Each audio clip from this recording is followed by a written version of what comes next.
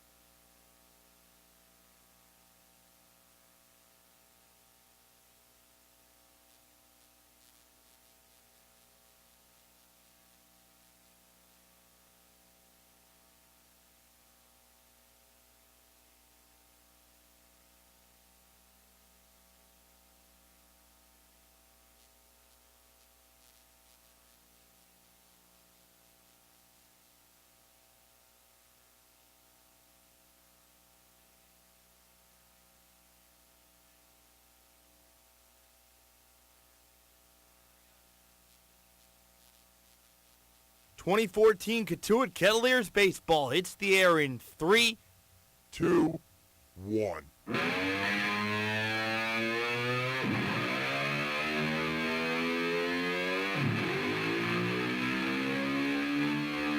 Wiseman hits that out into deep right field. Higgins goes back on it. He's at the wall. Good! A 3-run bomb by Rhett Wiseman. And this game is tied at 7. 2-1. Stubbs is going to send that one into right field. And the Kettleers will live to see another day. Game 3 is tomorrow. 2014 Kettleers baseball lives here on the Cape Cod Baseball League Network. Now, with the Kettleers warm-up, here's Brendan Glasheen. The losing streak is finally over for the Kettleers. Had dropped 4 of its last games, some at Lowell Park, some on the road in Cape League action. But now the Kettles riding a 1-game winning streak, heading into Game 2 of the 2-bill against the Brewster Whitecaps. With Greg Moraz, I am Brendan Glasheen, bringing you Kettleers baseball on the Cape Cod Baseball League Network. And Greg, facing off against the team I was with last year, Brewster. They've been much improved since last year, but they come in, made it a fight. But as we talked about in our brief Kettleers Insider postgame show, in the second and fourth innings of Game 1, the Kettleers were resilient offensively. Well, we talked about the fact that shutdown innings are important because, for those of you who don't know, the definition of a shutdown inning is when a team takes a lead and then shuts down the opposing team immediately once they take the field again. Brewster was 0 for 2 in shutdown innings today. Once in the second, Brewster took the lead. Kettleers scored 2 to tie it. Then the Whitecaps retook the lead 4-3 in the fourth, and the Kettleers then came back and took the lead, eventually at the end of the inning 6-4. So that to me is extremely important because you get yourself in a situation where you know you can come back from deficits, and to have that mentally in the back of your mind is only a positive. No question, as the Kettleers are in a situation where they can get themselves back involved into the top of the Western Division. Greg, the rest of the division has been solid. Teams like Bourne and Hyannis. Based on Game 1, do you think the Kettleers are fine in terms of where they stand standings-wise early on in the season? I mean, here's the thing. Everybody is bunched up right now except for the Wareham Gatemen. Obviously, they stand at 3-6, I believe. No, that's incorrect. They stand at 3-7. So the point being, though, is that it's anybody's game. It's early, but to sweep the second doubleheader that the Kettleers have played, sweeping at Chatham last Sunday, that would be huge. It would be a huge confidence boost to get you back to 500 and basically gets all your guys on the right track. And that's what's most important. Let's give you the starting 9 for your Kettleers. Only one minor change to the lineup, but we'll get you that in the home half of the first. Let's get you the lineup first for the Brewster Whitecaps. Leading off the second baseman, Josh Vidalis, batting second. A returning Whitecap, Kyle Overstreet, he's at third base. Mikey White bats third, he's at short. Gio Brusa is in right field batting fourth. Andrew Lee bats fifth, he's at first base. Georgie Salem in center field batting sixth, and Danny De La Caya, the DH, batting seventh. Justin Hazard bats eighth, doing the catching, and Zach Gibbons rounds out the order. He's in left. Vince Fiore into his windup. First pitch of Game 2. A fastball at 89 down the dish. The count 0-1. And to give you the defensive alignment for the Kettleers, pretty much the same thing. Hendricks in left, Fincher in center, Logan Taylor in right around the horn, Drew Jackson, Kyle Holder, Caleb Whale, and Austin Byler. Behind the plate, Ian Rice. 0-1 pitch, a curveball in the dirt. No swing attempt from Vidalis. 1-1. So Ian Rice behind the plate for the second straight game, and on the bump, the lefty from South Carolina, Vince Fiore. Fiore holds the glove close to his face into the 1-1. Fastball outside corner again. He's ahead 1-2. So one change to the lineup for the Kettleers. Jake Fincher in center instead of Ashton Parrott.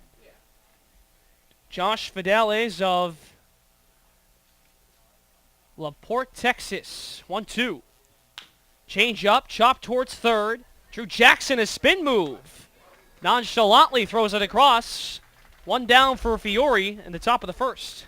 Drew Jackson's starting to look way more comfortable over at third. Not a position he's really accustomed to. His Stanford teammate Danny DeKroger actually played there significantly during the latter part of the 2013 Kettleers season. Jackson was mainly at shortstop, but with Kyle Holder essentially locked in at short, Jackson's going to be playing a lot of third. First pitch, a two-seamer at 86 on the outside corner to Kyle Overstreet. This whole lineup for the Brewster Whitecaps does not resemble at all Game 1's lineup. Overstreet returning, Whitecap the only one to return. Fiore snags it on the ground ball hit back to him, throws to Byler. 2 down. In fact, you look at the lineup, there isn't a single player in Game 2's lineup for John Altabelli's Brewster Whitecaps that was in the lineup for Game 1. It's 9 different players, 10 if you count the pitchers. Another new face, Mikey White, Overstreet's teammate with the Crimson Tide. Bright white batting gloves that go up against the navy blue jerseys for Brewster. Curveball in the outside corner, 0-1 to the right-handed hitting Mikey White of Birmingham, Alabama. The 2013 Louisville Slugger freshman All-American takes a fastball high and outside, count even at 1-1. If White reaches, Gio Brusa on deck from the University of Pacific. Fiore into the windup, the 1-1 pitch. Change up, tips low and outside, 2-1.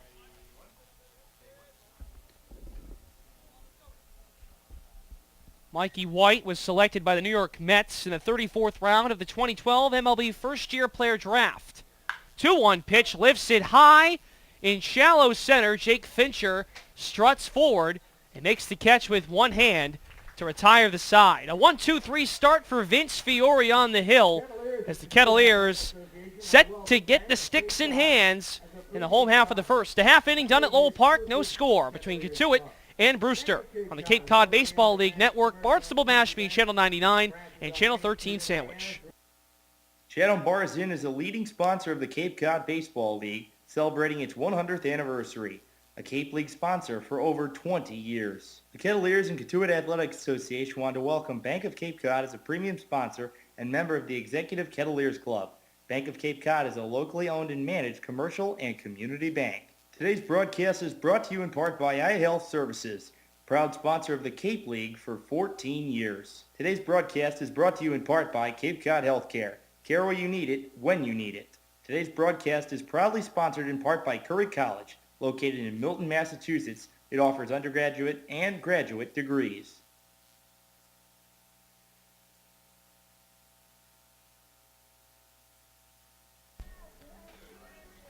Game 2 of a doubleheader today at Lowell Park. First half inning in the books of Game 2 as the Brewster Whitecaps are out on the field defensively to face this Cotuit lineup that has not changed much. We'll take you through it. Leading off, Brendan Hendricks, he's in left. Kyle Holder bats second. He's at short. Austin Byler, the first baseman, batting third. Jamison Fisher bats in the DH spot, in the cleanup spot. Logan Taylor in right field batting fifth. Jake Fincher batting sixth in center field. Caleb Whalen, the second baseman, bats seventh. Drew Jackson at third base batting eighth. And Ian Rice rounds out the order, batting ninth. And we'll take you quickly around the field for the Brewster Whitecaps from left to right in the outfield. Zach Gibbons, Georgie Salem, and Gio Brusa around the horn from third to first. Kyle Overstreet, Mikey White, Josh Vidales, and Andrew Lee. Justin Hazard doing the catching from the right-hander from Fresno State, number 54, Garrett Mundell. Mundell, a fastball outside, 90 on the gun. Here's number 54 for the Caps. Opts to hold the ball in the glove with the right hand by his side. Puts it back in the pitch. It's shot to center by Hendricks. A long run for Salem. He's back on the track and makes the catch. Georgie Salem took a slow run on it towards center field by the 367 marker here at Lowell Park, and he makes the catch about 5 steps to the left of it. One down, a loud one for Cotuit. Is there anybody that's been hitting the ball harder than Brendan Hendricks? in the last few Probably ball not. games? Probably not. Hendricks came through big time with 3 RBIs in Game 1. First pitch to Holder, a fastball high and outside. The left-handed hitter from San Diego in Game number 1 went 0 for 4 with 3 groundouts and a flyout. 1-0 fastball again, 91 this time, outside. Holder, though, had a 3-hit performance against YD 2 games ago for the Kettleers. Austin Byler from Nevada stands on deck. Mundell gets his sign. He's into the windup, the 2-0. Fastball down the dish for a strike, 2-1. Garrett Mundell from Lake Forest, California, a senior at Fresno State, was dominant in his first start. Pitch is grounded towards first, snagged by Andrew Lee. He'll tag the bag himself, 3 unassisted, 2 outs for the Kettles in the home half of the first. In that first start he made against Hyannis, he went 7 complete innings. And this is a guy who didn't start a whole lot. 4 hits, no runs, 1 walk, 6 strikeouts. Pretty impressive. Against the Hyannis team we've already seen twice this year. They come into Lowell Park on Tuesday. Be sure to join us. Kettleers warm-up starts at 4:30 Eastern.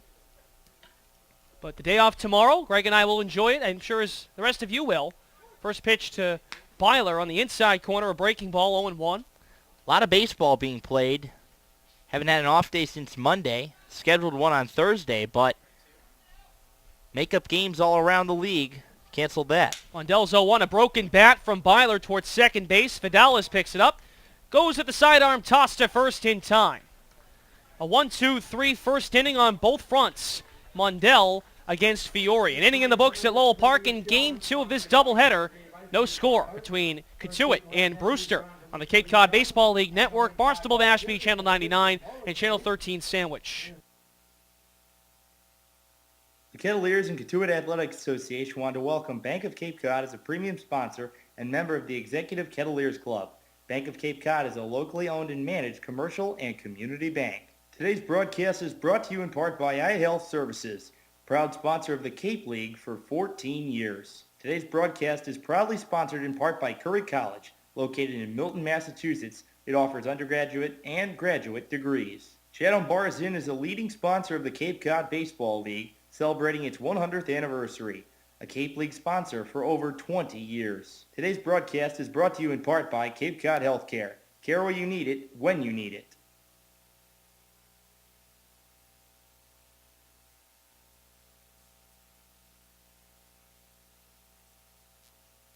Today's broadcast is proudly sponsored in part by Curry College, located in Milton, Massachusetts. It offers undergraduate and graduate degrees. A scoreless first inning here at Lowell Park between the Kettleers Kettleers and Brewster Whitecaps. The only visit to Lowell Park for John Altabelli's squad. Also in his 3rd year as the head coach of the Whitecaps. Vince Fiore back on the hill for Kettleers. First pitch fastball outside corner to Gio Brusa. The count 1-0. Brusa of the University of Pacific. 0-1 pitch from Fiore, cut on and missed. Another changeup that Brusa is way ahead on. Brusa drafted by the Atlanta Braves in the 2012 draft. 37th round, strike 3 called. Fiore paints the outside corner with another breaking ball. First strikeout of the afternoon. 1 down. Fiore already. We've only seen him in 1 inning. That was a week ago against the Chatham Anglers, but already so far today, he's got his A-game stuff. He's painting the corners well. He's commanding the strike zone. First pitch fastball up and into Andrew Lee. A Tennessee Volunteer takes it 1-0. Andrew Lee, a two-way player, as he grounds it down the first baseline foul by Austin Byler. At the plate this year for Andrew Lee, he started just 2 games and played in 6 games offensively. In comparison to 25 games played and 18 starts in 2013 at the plate. Hit 187 his freshman year. hit 167 this past year. 1-1. The curveball breaks in for a strike. 1-2. Fiore ahead. From Morristown, Tennessee, 6'5", 220, batting fifth. The 1-2. Struck to right center. A long run for Taylor and Fincher. It falls, and Fincher comes up with it on the one hopper. A base hit for Lee. The old average in this game looks good. He's 1 for 1. First base runner for Brewster. Another left-handed pitcher, left-handed hitter, two-way guy playing for the Brewster Whitecaps. A guy who was with the Whitecaps last season. He's now a third-round pick of the Philadelphia Phillies, and he had one of the best seasons probably in Pepperdine West Coast Conference history. That's Aaron Brown. Aaron Brown last year for the Whitecaps had some high points. Had a home run, had one great start. But other than that, he really struggled. First pitch fastball runs inside to Georgie Salem, center fielder from Alabama. It should be said that there's 3 starters in this game today for John Altobelli that all come from the Crimson Tide. It's like he's recruiting like Nick Saban for football. 1-0 pitch from Fiore. In the dirt, blocked by Ian Rice. He's out of the crouch quickly to check on Lee. Nothing doing. It's 2-0. Don't forget Wade Wass, the starter in Game 1 behind the dish, also an Alabama guy. And you said it, Greg, in the first broadcast that this is the most players from one single college on any Cape Cod Baseball League team this season. Fiore's 2-0 as he lifts the leg and fires up and in. Eye level to Georgie Salem. The count's 3-0. No score between Cotuit and Brewster in the top of the second inning. Whitecaps, a base hit from Andrew Lee, followed by Georgie Salem at the plate. With 1 out in the inning, Fiore holds his hand out in front. Now he's to the set. Levels at the letters. The pitch. 3-0 fastball. Called a strike on the outside corner. Salem thought he had ball 4. He'll readjust his batting gloves, take a couple of practice swings, and get back in the box. Last year, the Kettleers actually had 4 guys from the same school. Stanford. They had 2 pitchers, 2 infielders. 3-1, chopped to the right side, foul. Out of play as Altobelli stands in the far right of the Whitecaps dugout. That's his common spot when his team's at the plate or in the field. Talked about Aaron Brown from Pepperdine. Teammates with Jackson McClelland, who started yesterday's game.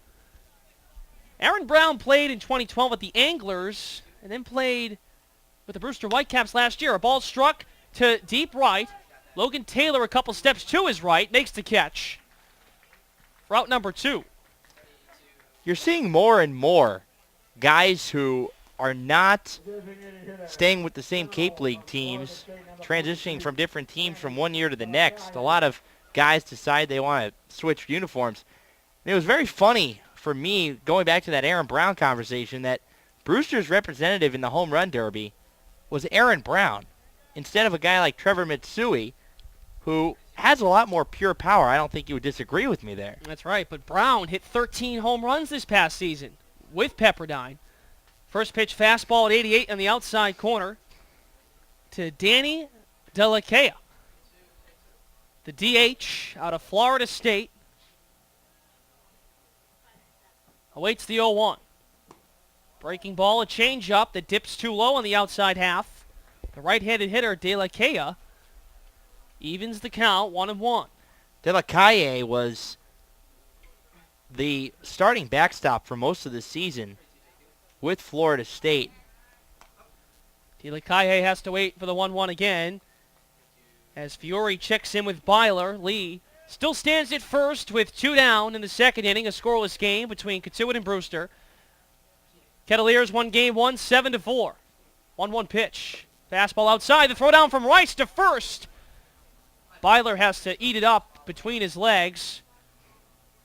Lee slides back in safely to first base.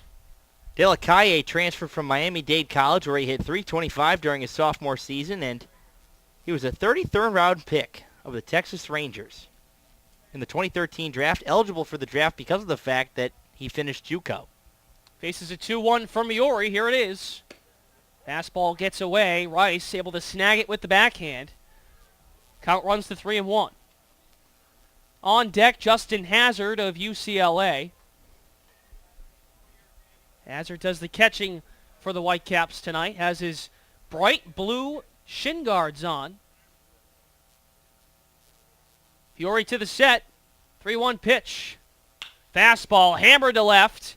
On the run, Hendricks to make the catch as the ball dipped right into his glove. That was to the left of his belt. Third out, retired. A base runner left on for Brewster. We'll go to the bottom of the second, a scoreless game between the Kettleers and Whitecaps. You're listening to Kettleers Baseball on the Cape Cod Baseball League Network. The Kettleers and Cotuit Athletic Association want to welcome Bank of Cape Cod as a premium sponsor and member of the Executive Kettleers Club. Bank of Cape Cod is a locally owned and managed commercial and community bank. Today's broadcast is proudly sponsored in part by Curry College, located in Milton, Massachusetts. It offers undergraduate and graduate degrees. Today's broadcast is brought to you in part by Cape Cod Healthcare. Care where you need it, when you need it. Today's broadcast is brought to you in part by iHealth Services, proud sponsor of the Cape League for 14 years. Chatham Bars Inn is a leading sponsor of the Cape Cod Baseball League, celebrating its 100th anniversary. A Cape League sponsor for over 20 years. Today's broadcast is brought to you in part by Cape Cod Healthcare. Care where you need it, when you need it. Today's broadcast is proudly sponsored in part by Curry College, located in Milton, Massachusetts. It offers undergraduate and graduate degrees. Today's broadcast is brought to you in part by iHealth Services, proud sponsor of the Cape League for 14 years. The Kettleers and Cotuit Athletic Association want to welcome Bank of Cape Cod as a premium sponsor and member of the Executive Kettleers Club. Bank of Cape Cod is a locally owned and managed commercial and community bank. Fresno State's Bulldog for the Brewster Whitecaps is Garrett Mundell. He returns to the mound for his second inning of work in a scoreless game between Cotuit and Brewster. With Greg Moraz, I'm Brendan Glasheen. 4, 5, and 6 come to the plate for the Kettleers. Jamison Fisher, the DH, for the second straight game. Takes a big practice cut and steps in the box to face Mundell. Had a 1-2-3, bottom of the first. Holds the glove up in front, puts his hand in it to touch the baseball. He's into the windup to pitch. Fastball outside corner to the left-handed hitting Fisher. It's 0-1. Kyle Overstreet, the returning Brewster Whitecap, stands level with the bag at third base. First baseman Andrew Lee far back. The 0-1. Fisher doesn't offer it, and high and outside fastball. Count evens up, 1-1. Kettleers took game one, 7-4. Jamison Fisher thought about going out in front at that breaking ball. Instead, he watches it dip in for a strike. They count 1-2.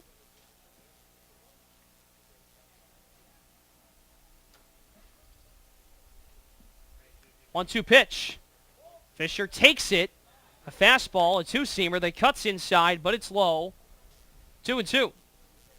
Mundell, a guy who didn't really start a whole lot of games. He only started 3 this past season at Fresno State, but he's making the transition to a full-time starter. The pitch, it's fouled to the left side into the trees and over the snack shack here at Lowell Park. Foul. I think it's worth noting his progression. As a freshman, he had a 6.38 ERA. Last year, as a sophomore, a 4.53. And this season, a 1.58. 2-2 pitch, drilled to the left side. Is it over the head? No! Mikey White, the shortstop, snags it. Out is Fisher on the little flare to left center field. White flashes the glove, 4 up, 4 down for Garrett Mundell. That was a play that if that ball had been hit a little harder, it would have sunk a little faster, and White wouldn't have even had a play on it, but it hung up there long enough that White was able to time it just right, extend the glove hand, and be able to make a nice play. Funny story about Mundell. First pitch fastball on the outside corner to the right-handed hitting Texas A&M Aggie, Logan Taylor, was recruited by Nevada. So he could have been teammates with Austin Byler of the Kettleers. 0-1 pitch. Change up, or a fastball again, rather, outside, 1-1. But Fresno State, a program that won the national title many years ago in the mid-2000s. We'll check on the year for you on that, friends. Also could have been teammates with today's winning pitcher of Game 1, Adam Witt. Pitch hit down the left field line, foul. Taylor's behind 1-2 with one down. Second inning, no score between Brewster and Katuitt. We must remind our listeners that the Whitecaps have been desperate for a win here at Lowell Park in the last decade. Yes, not year, not 5 years, not 7 years, a decade. They have not won a game here since 2004. 1-2 breaking ball. Taylor doesn't chase. It's outside in the dirt. 2-2. I just don't understand how that's possible with the changing rosters on both sides and the fact that you have new teams that come in every single year. There's no turnover really from the rosters except for one or two guys. It's just a jinx probably. 2-2. Breaking ball, strike three called. Taylor could only watch and admire the location of that pitch. A strike three to Logan means out number 2 for Mundell. He's cruised through the first 5 batters of the Kettleers lineup.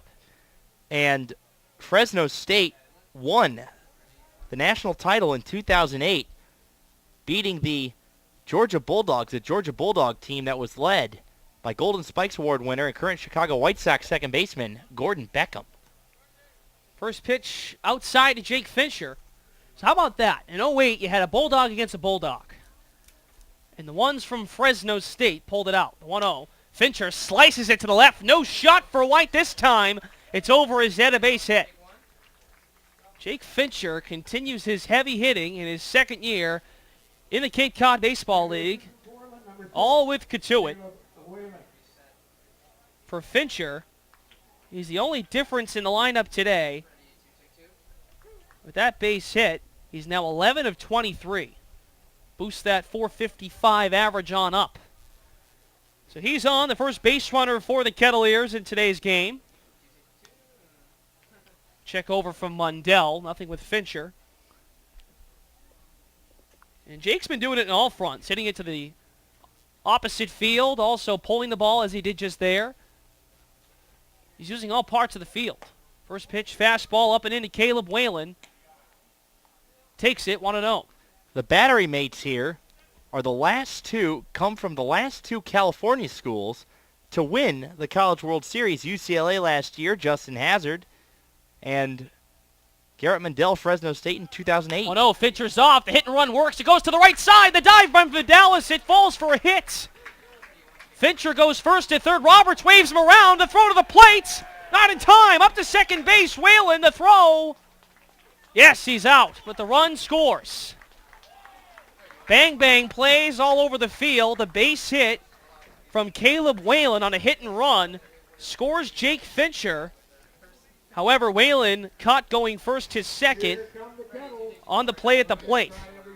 We've played 2 here at Lowell Park. The Kettleers out to a 1-0 advantage on the Brewster Whitecaps. You're listening to it on the Cape Cod Baseball League Network and watching on Barnstable Mashpee, Channel 99, Channel 13 Sandwich. Stick with us. Chatham Bars Inn is a leading sponsor of the Cape Cod Baseball League, celebrating its 100th anniversary. A Cape League sponsor for over 20 years.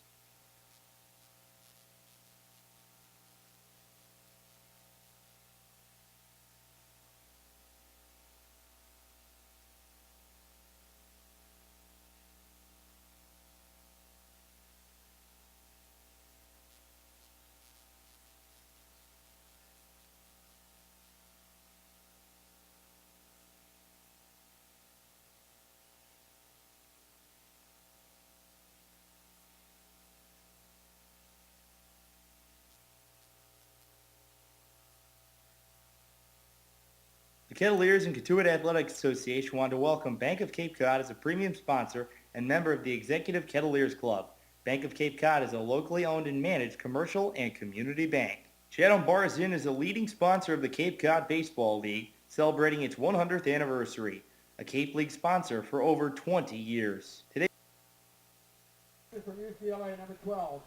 2 innings in the books here at Lowell Park in Game 2 of a doubleheader between the Brewster Whitecaps and Katuitt Kettleers. A 1-0 lead for Vince Fiore and company. The lefty back on the mound to face left-handed hitter Justin Hazard, a catcher from UCLA. Change up outside corner at 85. First strike, 0-1. Justin Hazard on the season, batting .273. Swings at the second pitch. It's fouled off into Ian Rice's glove, 0-2. A .273 clip, 3 of his first 11. A .333 OBP. A whole different lineup for John Altobelli. 0-2 fastball. Misses outside.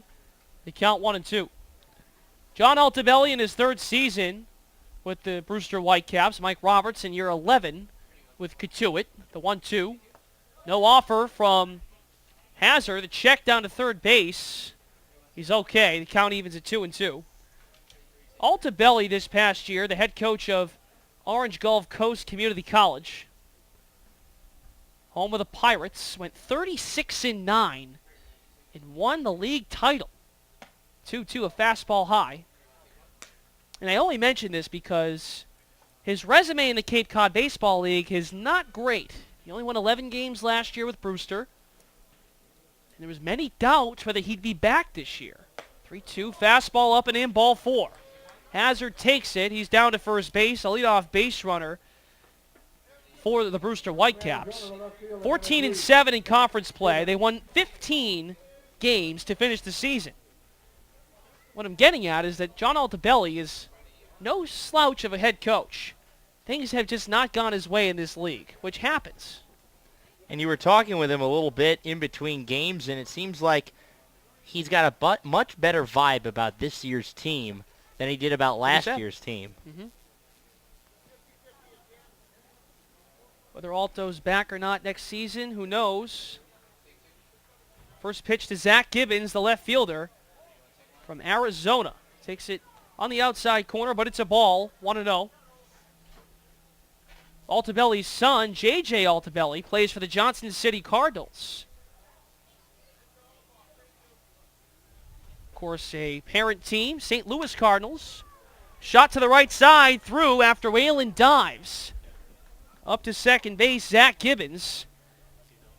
Or Justin Hazard, rather. Gibbons, a base hit, able to move Hazard along. So it's first and second, nobody out for Brewster.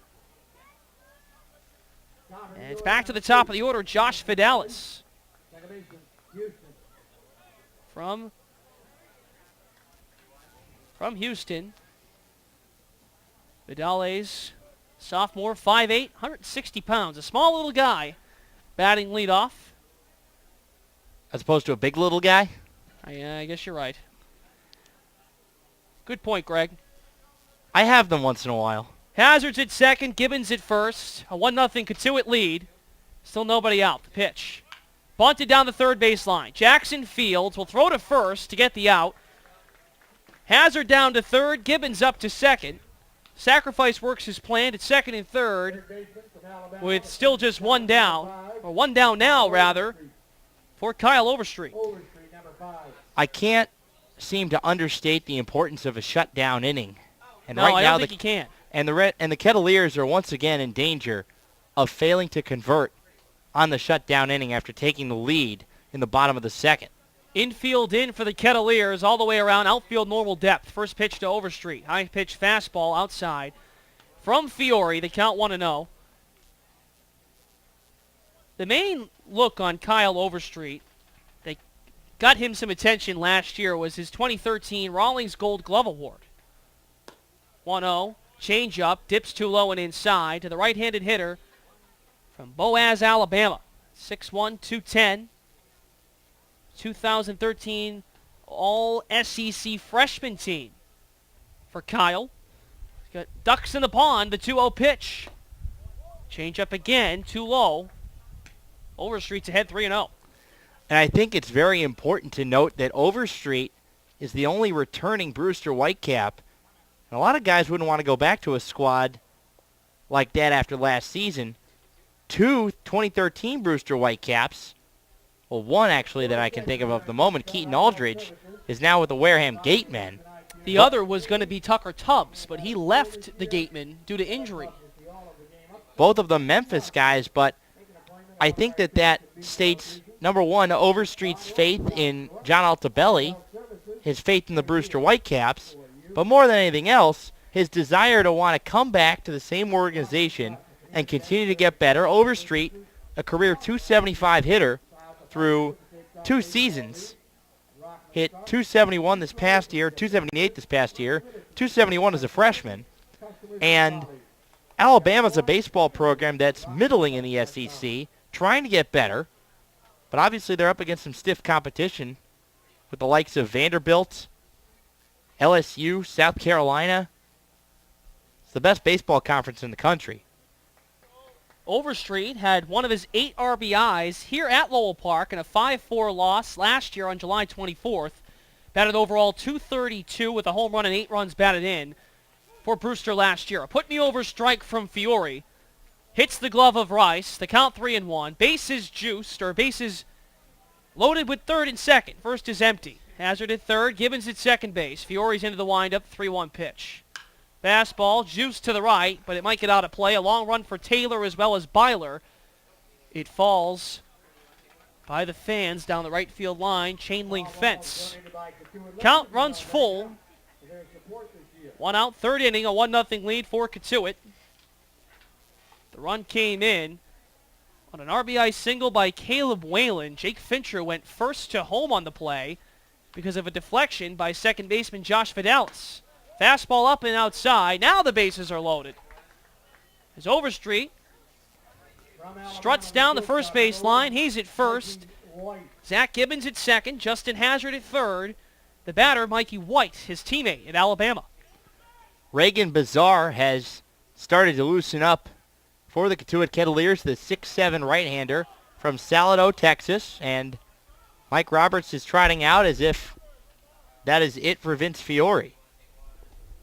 The players for the Brewster Whitecaps yell from the dugout, arguing that Fiore balked, but I don't think they noticed the home plate umpire signaled time is out. Roberts out to the mound to talk with Fiore. The rest of the infield huddles around.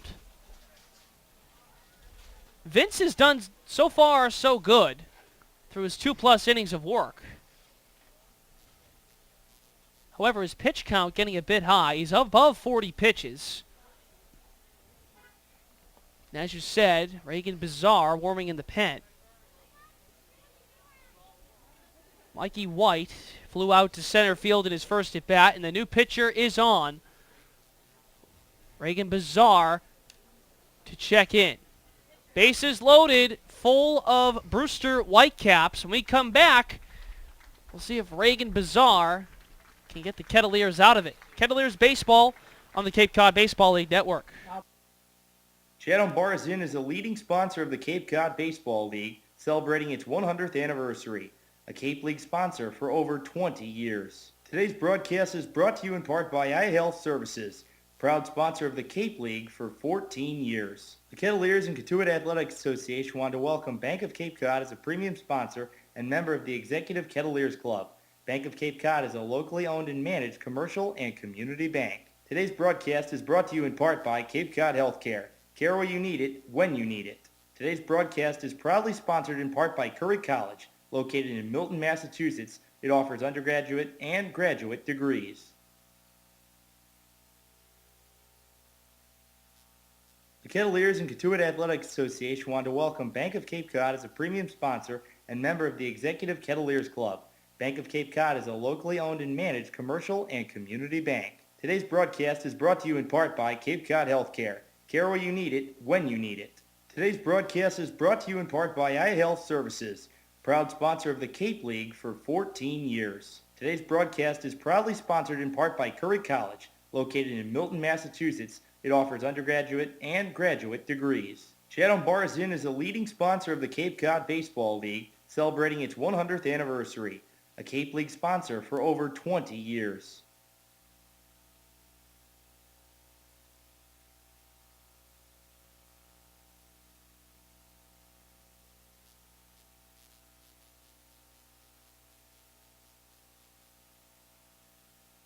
Today's broadcast is brought to you in part by Cape Cod Healthcare. Care where you need it, when you need it. The Kettleers and Kentuit Athletic Association want to welcome Bank of Cape Cod as a premium sponsor and member of the Executive Kettleers Club. Bank of Cape Cod is a locally owned and managed commercial and community bank. Today's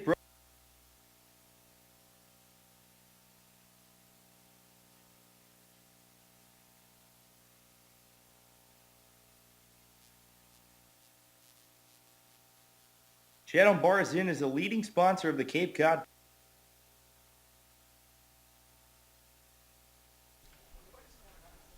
Welcome back to Lowell Park. A tough jam for Reagan Bizarre to face as he takes over on the hill for Vince Fiore. Bases loaded full of Whitecaps. Hazard at third. Gibbons at second. Overstreet at first. With one out, just a 1-0 Kentuit lead. First pitch fastball at 92 up and in to Mikey White. Teammates with Kyle Overstreet from Alabama. We count 1-0. Bizarre on the season at Louisiana Lafayette, a 4-0 record, 6 saves, and a 2.27 ERA. 300 hitter this year. White takes a fastball inside. Rice out of the crouch. Had to reach his left hand across.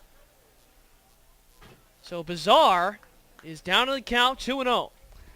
The key stat with Bizarre, looking at his college season, a 1.17 strikeout to walk ratio, which is not ideal. 20 strikeouts in comparison to 17 walks. 2-0 pitch.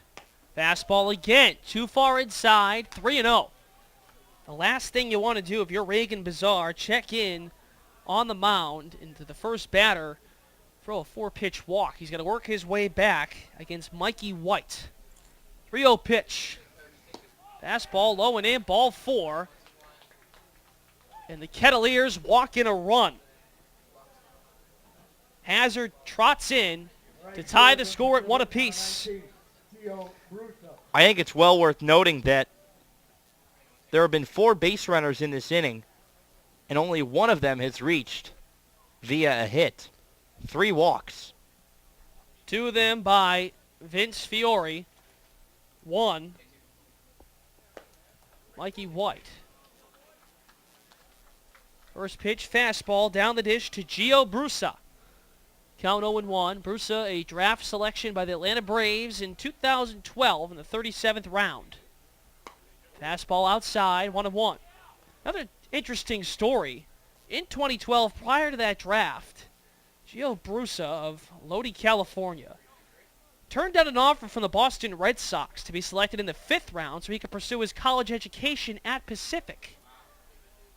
Didn't work out, though. 1-1 pitch in the dirt. Rice blocks it. Prevents any movement from third base out of Zach Gibbons. Now Roberts out again, and he's making another pitching change. Just the second batter Reagan Bizarre gets to face, and he's going to pull the string. It's a lefty. New arm comes in. We'll have more about him after this. Still bases loaded.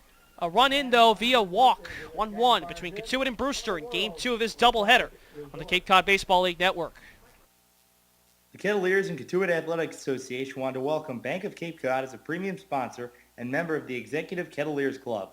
Bank of Cape Cod is a locally owned and managed commercial and community bank. Today's broadcast is proudly sponsored in part by Curry College, located in Milton, Massachusetts. It offers undergraduate and graduate degrees. Today's broadcast is brought to you in part by iHealth Services, proud sponsor of the Cape League for 14 years. Shadow Bars Inn is a leading sponsor of the Cape Cod Baseball League, celebrating its 100th anniversary, a Cape League sponsor for over 20 years. Today's broadcast is brought to you in part by Cape Cod Healthcare. Care where you need it, when you need it.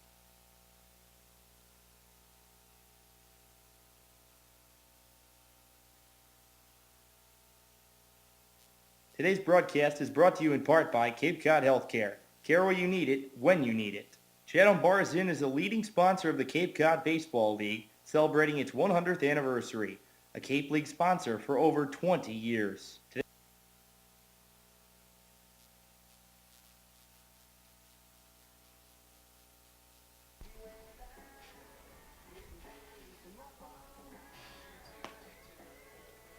Welcome back to Lowell Park.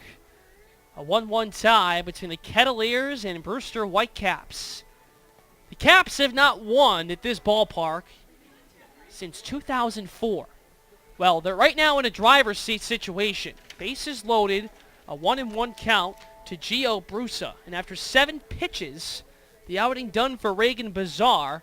And with the 2-1 count on hand, Mike Roberts calls upon Jeff Kinley. Jeff Kinley making his 4th appearance, the Michigan State Spartan closer, 3 2/3 innings so far this season. 1 walk, he struck out 2. Closed out the Kettleers' opening win against the Yarmouth Dennis Red Sox here at Lowell Park a week ago this past Friday. And Kinley led the Big Ten with 13 saves, and in second place, as we made mention on the broadcast on Friday in the Big Ten Conference, is Orleans second baseman closer Jacob Cronenworth. So Brusa steps back into the box. Bases loaded. Zach Gibbons at third. Kyle Overstreet at second. Mikey White at first. A 2-1 count to Brusa. The game already tied. Justin Hazard was walked in by Bazar. Kinley to the set. The glove out in front. The pitch. Fastball. Over the heart of the plate. Taken for a strike, though. 2-2.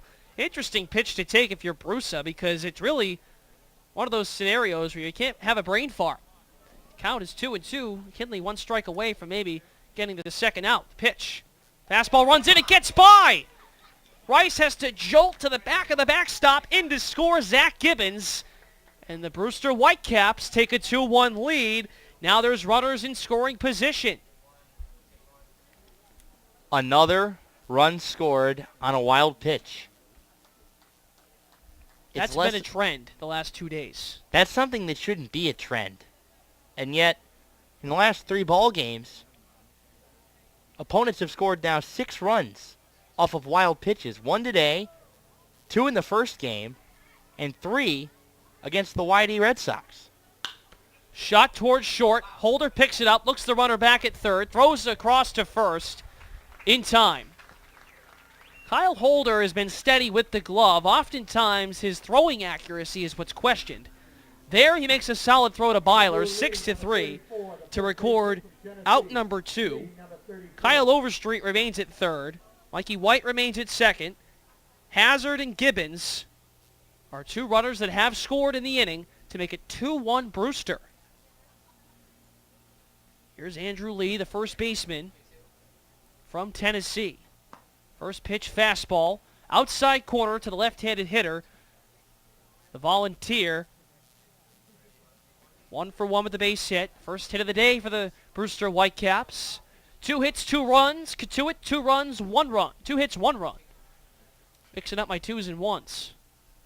Kinley's 0-1 pitch. Fastball. Great 2-seam movement. Cuts from right to left. It notches the outside corner. Kinley's 1 strike away from escaping the 3rd inning. Rice gives him his sign. The glove poached on his leg. He now evens it at the letters. The pitch outside as Rice has to scuttle over to the left. And he returns it back to Kinley. It's 1-2. This is a situation where Kinley is fighting his hardest to make sure he doesn't give anything over the middle of the plate. And he may be fighting a little too hard because he's had a couple of pitches, including the wild one, that have been way low and way to the outside on a left-handed hitter. The 1-2 offering. Fastball popped up to the left side. Above the new stands here at Lowell Park, foul. We'll do 1-2 again. Kettleers scored their first run in the bottom of the second on an RBI single by Caleb Whalen that plated Jake Fincher from first base to home. 2 runs in for the Whitecaps via the walk.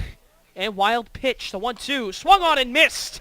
Kinley, a big breaking ball that slouches to the outside corner. Lee strikes out to finally end the half inning. 2.5 done at Lowell Park in Game 2 of this doubleheader. The Whitecaps continue to fight back in this doubleheader. They take the lead 2-1 into the home half of the third. Katuitt Kettleers baseball on the Cape Cod Baseball League Network.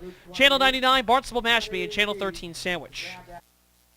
Today's broadcast is proudly sponsored in part by Curry College, located in Milton, Massachusetts. It offers undergraduate and graduate degrees. Today's broadcast is brought to you in part by iHealth Services, proud sponsor of the Cape League for 14 years. The Kettleers and Katuitt Athletic Association want to welcome Bank of Cape Cod as a premium sponsor and member of the Executive Kettleers Club. Bank of Cape Cod is a locally owned and managed commercial and community bank.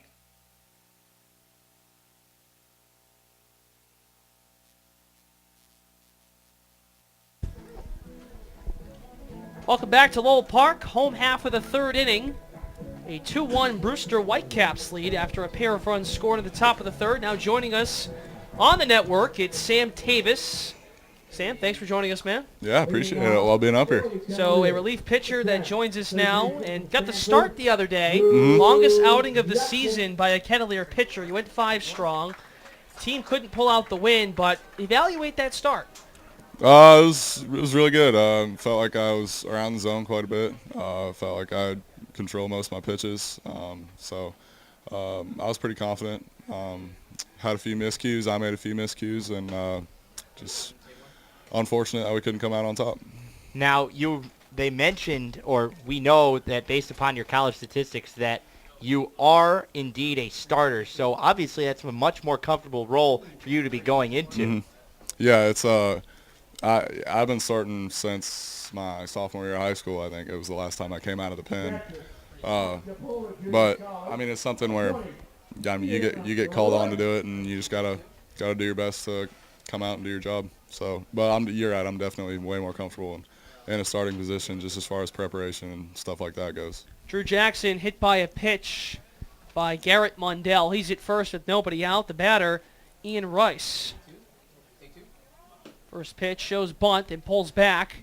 It's ball low and outside, 1-0. Tavis of Wichita State, 1-1 on the year, the 2.16 ERA. The 1 start in 5 innings for the Kettleers, joining us here on the network. Now, tomorrow you guys have an off day. I'm sure you're looking forward to that. I am looking forward to that. Hopefully spend some time relaxing and hanging out with some of the guys and just have a good time together. I can't remember who it was. If it was Jackson McClellan or it was Mason Klotz. They wanted to check out the beach, maybe a bonfire later on. Is that part of the plans? I really don't know what plans there are, but I definitely know that guys are really looking forward to having an off day and just kind of letting everything all hang out and have a good time together. Now, I was actually walking around earlier. I saw somebody in a Wichita State Shockers golf shirt. Any relation to you? Do you know who that is? I have no idea. No, I have never seen a Wichita State shirt out here, but that's awesome. Pitches outside on the corner, 1-2 to Ian Rice. Runner at first, a 2-1 Whitecaps lead. Mundell to the set, holds at the shoulders, throws to first. Nothing doing. Now, try to explain to us, because I think we've yet to ask a pitcher this, but I know Mike Roberts works closely with the pitchers, but maybe try to explain to us a day in the life of Sam Tavis in terms of how you get to the ballpark, what your routines are, maybe what the day you're pitching. What's that like? Weekly, you do your start, so you kind of got your pregame routine as far as that. Some guys show up to the park when everybody else does. Others show up a little bit later. They just kind of do their own thing. Coach Roberts, when you're the starting pitcher, he just lets you do your own thing, do your own preparations. Bunt popped up by Ian Rice, caught by Mundell, 1 down in the inning.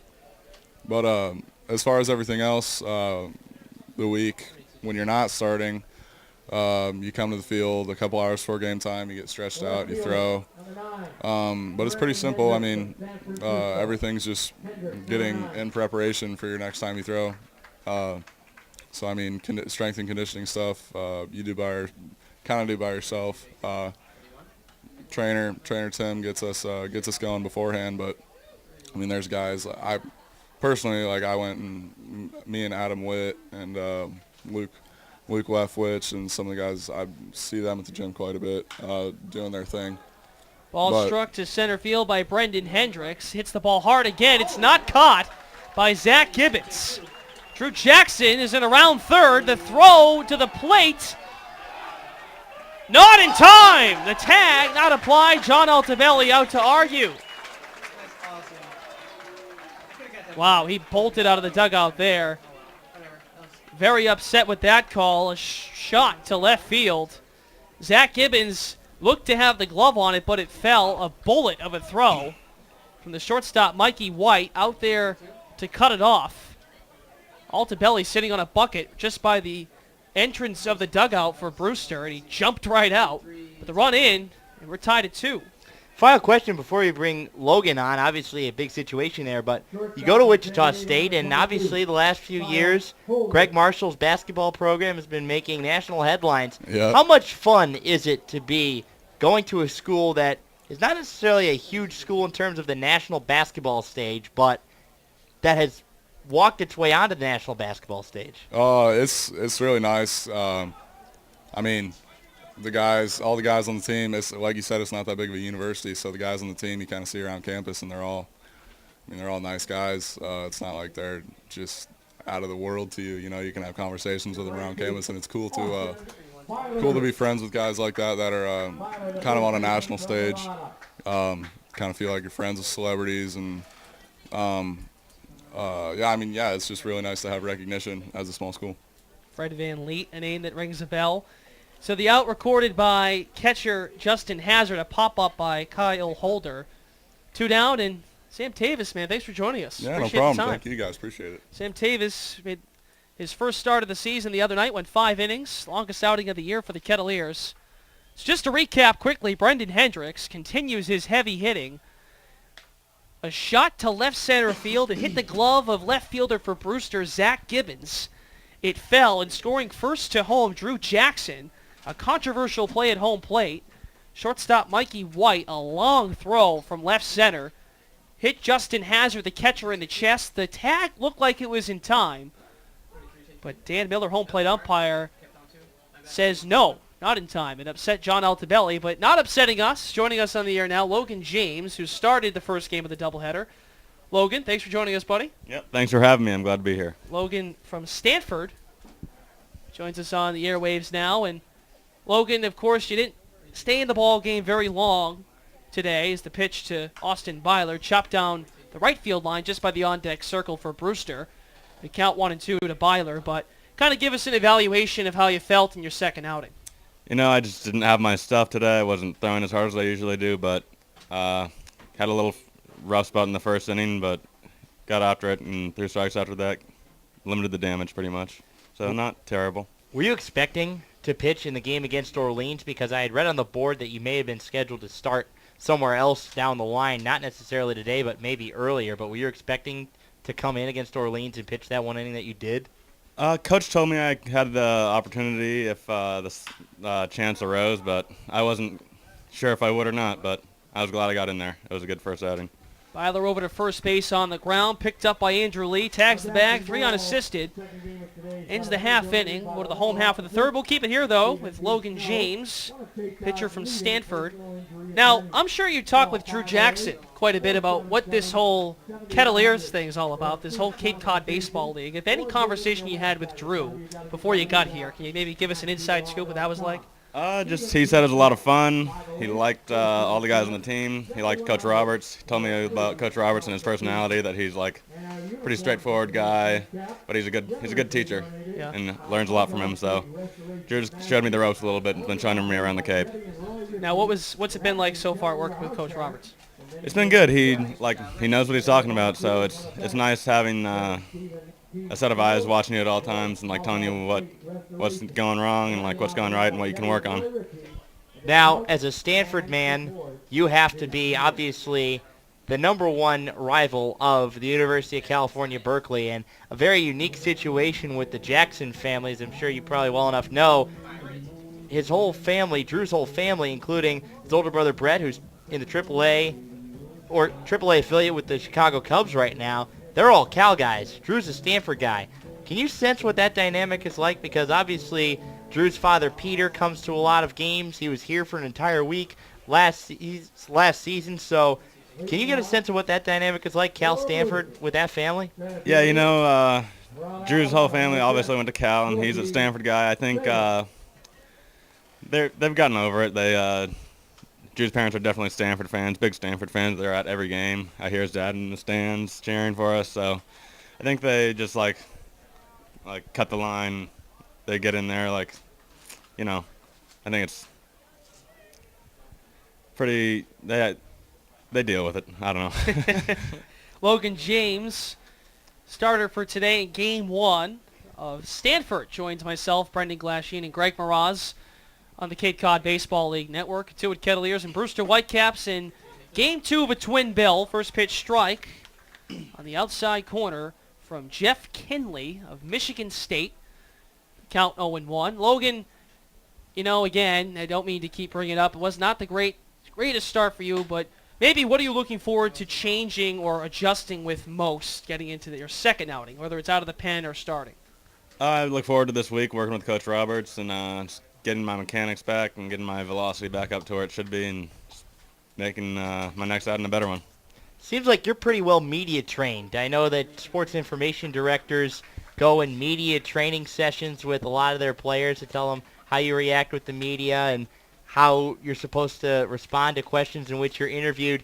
Just as an obviously very short timetable, but how do we compare, me and Brendan, in terms of the type of questions we ask and how we conduct ourselves in front of the players in comparison to the student media members at Stanford? You got pressure on him now. I've never really been interviewed that often at school, so they just keep it on the down low. They have one player every day or every game that gets interviewed, and I pitch once, twice a week, so it's usually a hitter that they interview, so I don't have too much experience talking to the media, but here and there, I like you guys. Ground ball scorched on the right field line, foul by Georgie Salem. Count 2-2 with nobody out, top of the fourth, a 2-2 tied score between Brewster and Kituitt. Kettleers have beat these Whitecaps for 10 straight years at this park. Pitch fouled away. Did you know that coming in today? The Brewster Whitecaps have not won a game at this ballpark since 2004. Ooh, that's an interesting stat. I mean, you don't see that too often. Well, Kettleer Logan, domination. we want to thank you for joining us, and if there's anything you'd like to add in terms of your experience here, I'm sure just like we heard from Sam Tavish, you're going to enjoy that off day tomorrow. Definitely get a relaxing day and get after it on Tuesday. There you go. All right, well, hey, Logan James joining us on the airwaves. Today's starter in Game 1. Stanford comes on the air with us. Logan, thanks, man. Appreciate it. Thanks for having me. Awesome. All right, Logan James, relief pitcher and starter for the Kituitt Kettleers, jumps off with us. A lot of action in the last couple of minutes here, Greg. A 2-2 tie, a 3-2 count to the leadoff man of the inning, Georgie Salem. Jeff Kinley back into the windup. Actually holds at the mound, awaits the sign from Rice. Now he's in the windup, 3-2. Chopped into the backstop foul. We'll do the payoff pitch again.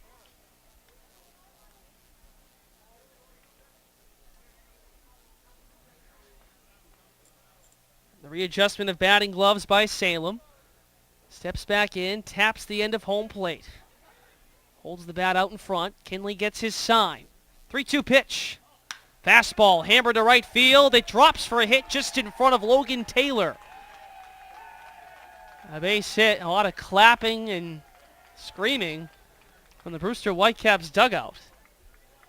Exactly why, I don't know. But a base hit for Georgie Salem. A lot of excitement and clapping. And I think I know why. Give me a moment to just check. Georgie Salem has had 15 at-bats for the Brewster Whitecaps. That was his first hit of the season. Fastball chopped to third. Jackson to Whalen. Whalen to first. Double play. Well, I'll say this. Georgie Salem's time on the base paths after that hit didn't last long. A 5-4-3 double play retires Salem and De La Calle. 2 down, top of the fourth, still tied at 2 between Brewster and Kituitt. The clapping on the sideline from Brewster sounded as if this kid just got his first major league hit. Lots of love for the Brewster Whitecaps. Lots of love for Kinley if he can get out of this inning. Takes a strike. Or Justin Hazard takes a strike from Kinley. Hazard walked but scored. Brewster's first run, 1 of 2 in the third inning. Pitch, fastball outside. It adds to a third inning stat that not many people want to hear about for the Kituitt Kettleers. It's the most runs, or the inning they've allowed the most runs in. 1-1 upstairs. They allowed 4 last game to make it 44 total. And they've allowed 2 today, so that's 46. 16 rather, of the 46 runs the Kettleers have allowed this summer as the pitch is fouled away. So I'll say that again, 16 of 46 have come in the third inning. Just under a third. Or actually more than a third. My math has been so off early in the season. Kinley is ready for the 2-2 again. Here's the pitch. Changeup misses the outside corner, framed by Rice. The left-handed hitter Justin Hazard has a payoff pitch coming his way. Georgie Salem got his first hit of the season as the Brewster Whitecaps applauded. Danny DeLaCaya grounded out, though, in a double play. 3-2 fouled off behind us. We'll do the payoff pitch again. A 5-4-3 double play for Kettleers. With a win today, Katuitt can get back to 500. They already won game 1, 7-4. The 3-2. Fastball. Hit to deep left field. A long run for Brendan Hendricks. It gets down. Rolls to the fence. And Justin Hazard stops his way into second base. A 2-out double. Brewster's in business with 2 down in the 4th. The go-ahead run, just 2 bases away from scoring, and it brings up Zach Gibbons. The left fielder singled and scored on a wild pitch. Kinley's into his set, gets his sign from Rice. Gives the runner, Justin Hazard, a look. The first pitch to Gibbons. Fastball low and in at the ankles. The count 1-0. Zach Gibbons of Arizona has the high socks, a right white sleeve for protection, as there's significant padding on it. Swaggles the bat, the pitch. Pop to center. Fincher, a long run to right center. He's over and makes the catch. A 2-out double by Justin Hazard. Stranded at second base. Gibbons flies out to end the half inning. We'll go to the home half of the 4th at Lowell Park. 2-2. Score tie between Brewster and Katuitt on the Cape Cod Baseball League Network, Channel 99, Barnstable Mashpee, and Channel 13 Sandwich. Chatham Bars Inn is a leading sponsor of the Cape Cod Baseball League, celebrating its 100th anniversary. A Cape League sponsor for over 20 years. The Kettleers and Katuitt Athletic Association want to welcome Bank of Cape Cod as a premium sponsor and member of the Executive Kettleers Club. Bank of Cape Cod is a locally owned and managed commercial and community bank. Today's broadcast is proudly sponsored in part by Curry College, located in Milton, Massachusetts. It offers undergraduate and graduate degrees. Today's broadcast is brought to you in part by Cape Cod Healthcare. Care where you need it, when you need it. Today's broadcast is brought to you in part by iHealth Services, proud sponsor of the Cape League for 14 years.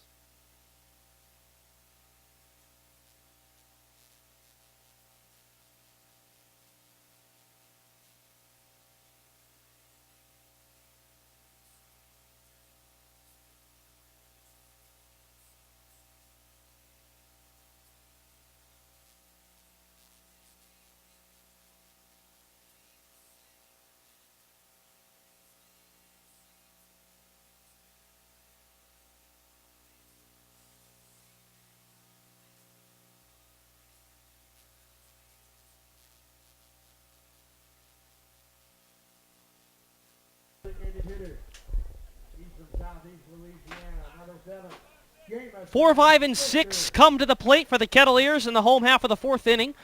Brendan Glasheen here with you on the Cape Cod Baseball League Network. A 2-out double by Justin Hazard. Last half inning for Brewster was left stranded, and the Whitecaps couldn't pull away and take the lead. First pitch fastball struck to the left foul by Jamison Fisher. 0 for 1, a line out to Mikey White, the shortstop. Garrett Mundell has looked solid through 3 innings, has allowed 3 hits, just the 2 runs. The 1-0 pitch. Fastball inside corner this time. Fisher swings and misses. 0-2. The Brewster Whitecaps won their first game of the regular season to get over 500 for the first time since August 2nd of 2011. 0-2, breaking ball inside. It hits Fisher. He'll trot down to first. A leadoff man on for Cotuit. Nobody out, fourth inning, a 2-2 tie. Brings up Logan Taylor. Logan 0 for 1, struck out looking for the second out of the second inning. For Mundell of Fresno State, we talked about some College World Series history. Fresno State beat the Georgia Bulldogs in 2008 to capture the title. Pitch, Taylor squares, the throw out of first base, Fisher is okay. Tag applied by Andrew Lee. A significant secondary lead by Jamison Fisher. Hazard thought he could catch him napping. Hazard being hazardous with the throw down to first. Logan Taylor, the batter, waggles the bat behind his helmet. 1-0, squares again, pushes it down the first base line. Lee picks it up, flips to Mundell, covering in time. Done. Fisher up to second base, just one out in the inning. And here's Jake Fincher. So scored a sacrifice for Logan Taylor. 3-1. Fisher moves up 90 more feet. Jake Fincher had a solid single in his first at-bat. Came around to score the first run of the ball game on both ends. Fisher takes his secondary, normal depth in the infield. First pitch to Fincher, a fastball, belt high, but inside, 1-0. 4 hits, 2 runs for Brewster. 3 hits, 2 runs for Cotuit. Neither team has committed an error thus far. Mundell looks into Hazard for his sign. The righty comes to the set. Holds the glove, let her hide the pitch. Fastball outside at 88, 2-0. Kettleers 5-6 after the win in Game 1, a 7-4 final. Adam Witz, ladies and gentlemen, the Cape Cod Baseball League wins leader as of right now. All relief stints. Fincher waits for the 2-0 pitch from Mundell. Here it is. Fastball inside again, just by his hands. He stays out of the way. It's 3-0. For Garrett Mundell, he's up to 43 pitches. A Mountain West Academic All-Conference team in 2013. The 3-0. Change up, dips in, down the heart of the plate for a strike. 3-1. Fincher taking all the way. A member of the NC State Wolfpack, batting a solid .455 so far in the year. Added another hit. That average is definitely increased. He awaits a 3-1 with Fisher at second. Strikes it to the right, foul. It's now a 3-2 count. Fincher, a 2013 Cape League All-Star. Did not play in Game 1. The only change to the Cotuit Kettleers lineup from Game 1 to Game 2. Mundell looks in for his sign. Justin Hazard sporting his UCLA Bruins catcher's gear. The 3-2 pitch. Outside corner. It misses outside, though. Ball 4. Fincher down to first. Still 1 out in the inning. Fisher at second. Fincher at first base. And Caleb Whalen comes to the plate. Hazard out to talk with Mundell. Losing was not normal for Mundell in high school. He finished undefeated, a 9-0 record with a 1.38 ERA at El Toro High School, which is located close to Lake Forest, California, his hometown. He's a big guy, 6'6", 245. He's ready to face Whalen, but steps off the throw to second. Awfully close. Fisher didn't even have his head up. Neither did Josh Fidelis, the second baseman. But Fisher's okay. He's at second base. Fincher's at first after the walk. Whalen still approaches for the first pitch of the at-bat. Here it is. Fastball, chop to the right side. The glove down by Vidalis. The throw to second for one, on to first, a fake throw. The throw to third, back in safely. Jamison Fisher. So Fincher out at second base, a fielder's choice for Whalen, and moving 94 feet over to third base, Jamison Fisher. A nice play by Vidalis at second base. The ball was very close to reaching the right field hole. So scored 4-6 on the putout by Vidalis to White. Whalen's now at first base on the fielder's choice. Fisher 90 feet away. He's the go-ahead run. A 2-2 game with 2 outs in the 4th inning. The batter, Drew Jackson. First pitch of the at-bat. Fouls it to the right side. A play for Lee down the first base line. He makes the catch. Off balance, he lifted his right leg and made the grab close to the chain link fence here at Lowell Park. Jackson down on the first pitch for out number 3. We've played 4 at Lowell Park, still 2-2 between Cotuit and Brewster on the Cape Cod Baseball League Network, Barnstable-Mashpee, Channel 99, and Channel 13 Sandwich. Today's broadcast is brought to you in part by Cape Cod Healthcare. Care where you need it, when you need it. Today's broadcast is proudly sponsored in part by Curry College, located in Milton, Massachusetts. It offers undergraduate and graduate degrees. Chatham Bars Inn is a leading sponsor of the Cape Cod Baseball League, celebrating its 100th anniversary. A Cape League sponsor for over 20 years. The Kettleers and Cotuit Athletic Association want to welcome Bank of Cape Cod as a premium sponsor and member of the Executive Kettleers Club. Bank of Cape Cod is a locally owned and managed commercial and community bank. Today's broadcast is brought to you in part by iHealth Services, proud sponsor of the Cape League for 14 years.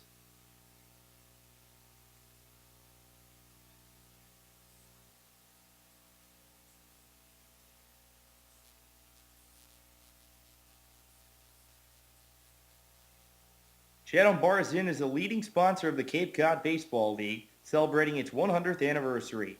A Cape League sponsor for over 20 years. Today's broadcast is brought to you in part by Cape Cod Healthcare. Care where you need it, when you need it. Today's broadcast is proudly sponsored in part by Curry College, located in Milton, Massachusetts. It offers undergraduate and graduate degrees. The Kettleers and Cotuit Athletic Association want to welcome Bank of Cape Cod as a premium sponsor and member of the Executive Kettleers Club.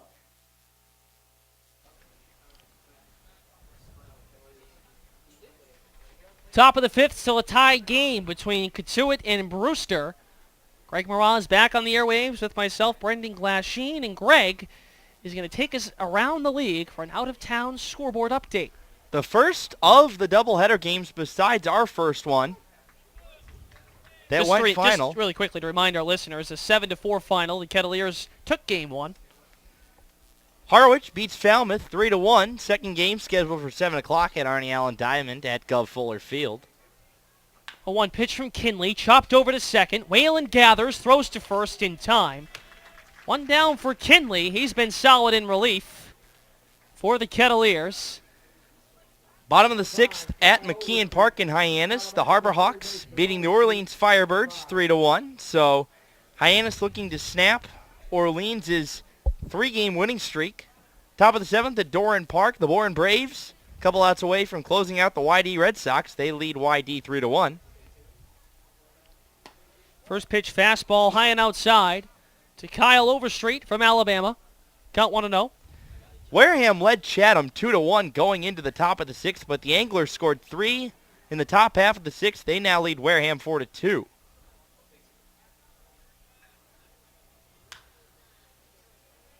Pitch popped to the right side. A long run for Logan Taylor. He dives and makes the catch. He's flashing some leather in right field the last handful of games. A nice grab from Logan Taylor. 2 down. And to finish our update, none of the other Game 2s are in progress yet because of the fact that, except for that Harwich-Falmouth game, which just went final, all of Game 1s are still in progress. Except here at Lowell Park, we're in Game 2. A 2-2 tie between Brewster and Cotuit. First pitch, change-up, outside corner. It misses, though. The count 1-0 to Mikey White. 0 for 1, flew to center in the first, walked and reached second base in the third. Rice gives Kinley his sign. He agrees. The 1-0 pitch. Fastball inside corner to the righty, Mikey White, a 300 hitter at Alabama this past season. The count evens at 1-1. The Brewster Whitecaps have not won on this ballpark in 10 years. 1-1 pitch, ground to the third. Jackson snares it, takes his time, throws to first. A 1-2-3, top of the fifth for Jeff Kinley. This kid's gotten a lot more comfortable since the start of the year. Home half of the fifth coming up, 2-2 between Brewster and Katuitt on the Cape Cod Baseball League Network.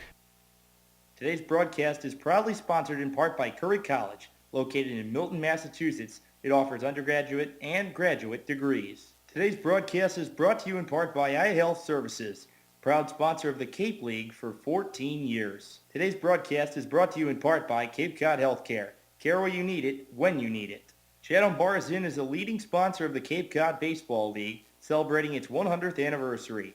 A Cape League sponsor for over 20 years. The Kettleers and Katuitt Athletic Association want to welcome Bank of Cape Cod as a premium sponsor and member of the Executive Kettleers Club. Bank of Cape Cod is a locally owned and managed commercial and community bank. Today's broadcast is brought to you in part by iHealth Services, proud sponsor of the Cape League for 14 years. The Kettleers and Katuitt Athletic Association want to welcome Bank of Cape Cod as a premium sponsor and member of the Executive Kettleers Club. Bank of Cape Cod is a locally owned and managed commercial and community bank. Chatham Bars Inn is a leading sponsor of the Cape Cod Baseball League, celebrating its 100th anniversary.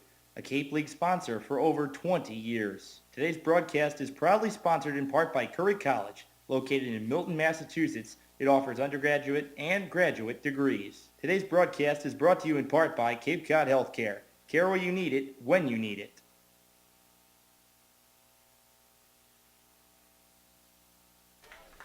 9-1-2 sent to the batting box for the Kettleers in the home half of the fifth. A 2-2 tie between Katuitt and Brewster in game 2 of a doubleheader between the Kettleers and Whitecaps. First pitch to Ian Rice. Holds the bat on his shoulder and swings through the first pitch of the at-bat from Garrett Mundell. Count 0-1.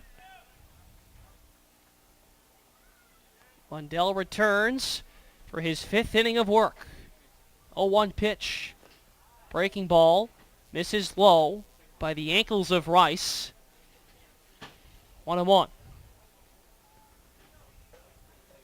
1-1 pitch. Fastball tails outside. 2-1. I should be careful when I say that because you can have an ankle of chicken. You can't have an ankle of rice. What is an ankle of chicken?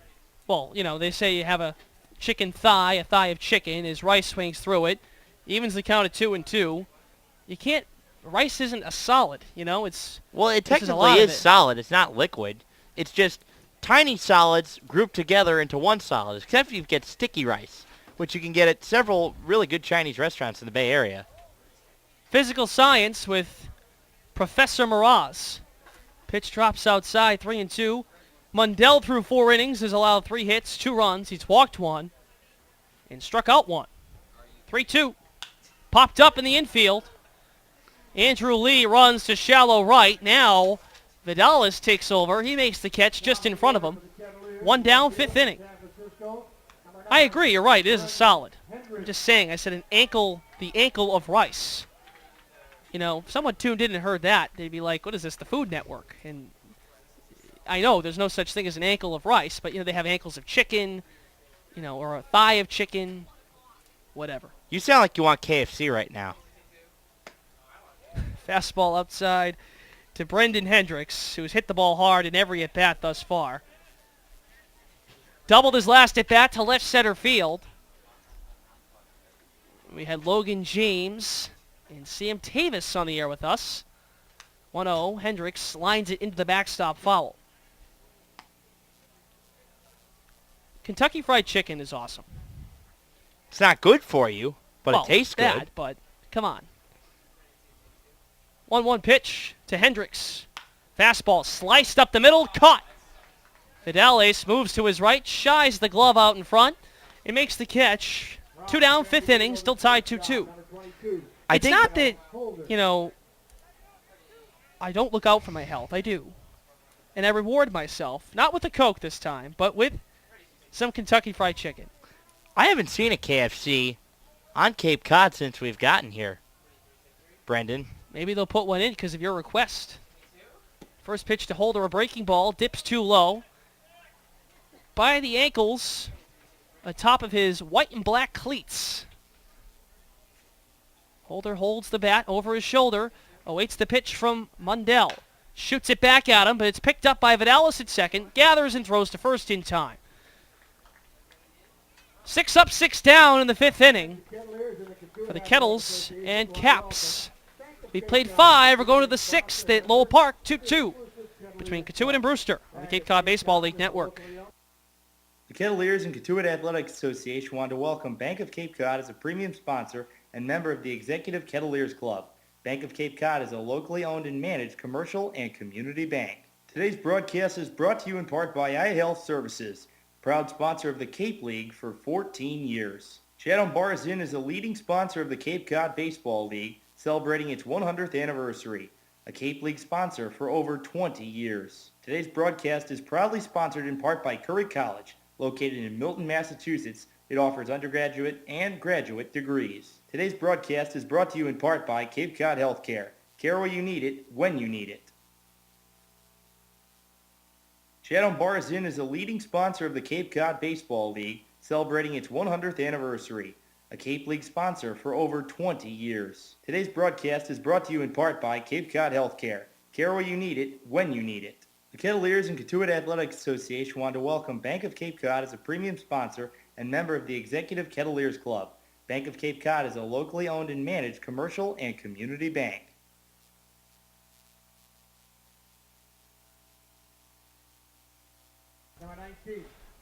Another close ball game between the Kettleers and Brewster Whitecaps. Off of Route 6 here on the Cape. Greg Moraz with myself, Brendan Glasheen. 4, 5, and 6 to bat for Brewster. Jeff Kinley returns to the mound. First pitch, shot to left field between third and short, a base hit. Gio Brusa now 1 for 3. After striking out in the second, grounding out to short in the third. He's on with the leadoff single to be at the top of the 6th. There's some action loosening in the Kettleer bullpen, a right-hander. Don't know who it is because the motion doesn't look like anything that I've seen so far. It's not Trey Wingenter.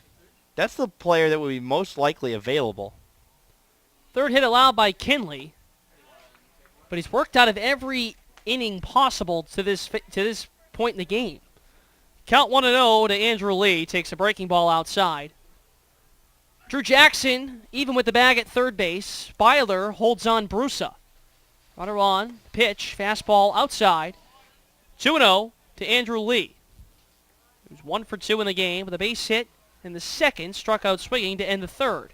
And now Mike Roberts in the middle of the at-bat comes out to talk to Jeff Kinley. And he signs towards the bullpen. New pitcher on for Cotuit. We'll have more next right here on the Cape Cod Baseball League Network.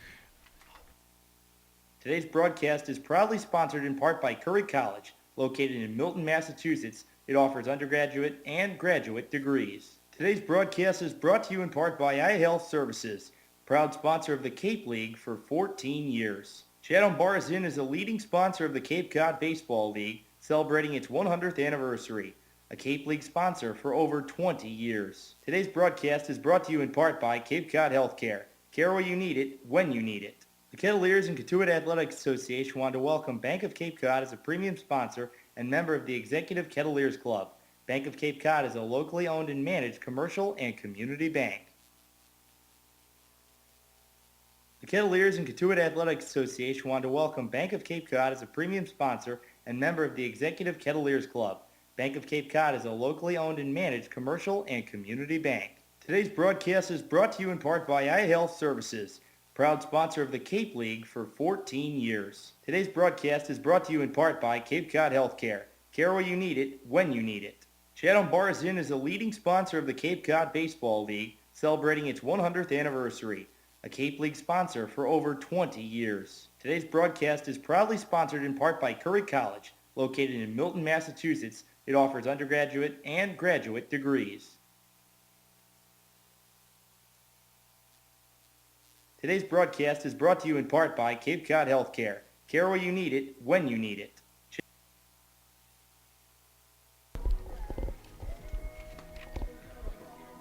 Middle of the count to Andrew Lee. It's 2-0 with Gio Brusa at first base. The Brewster Whitecaps have the go-ahead run on base. And on to face Lee in the middle of this at-bat. In place of Jeff Kinley, Bailey Clark. Bailey Clark, the last time he pitched, he did a darn good job. Wednesday at Bourne, went 2+ innings of scoreless relief after Matthew Vogel failed to get out of the first inning on the season. 5 1/3 innings pitched, 2 hits, 1 run. It was not earned. 1 walk. He struck out 4. This is his 3rd appearance. His first appearance came in last Sunday's doubleheader against the Chatham Anglers. Interesting way how you said that. Anglers. Thought was Joe Rubin was on the air for us for a second.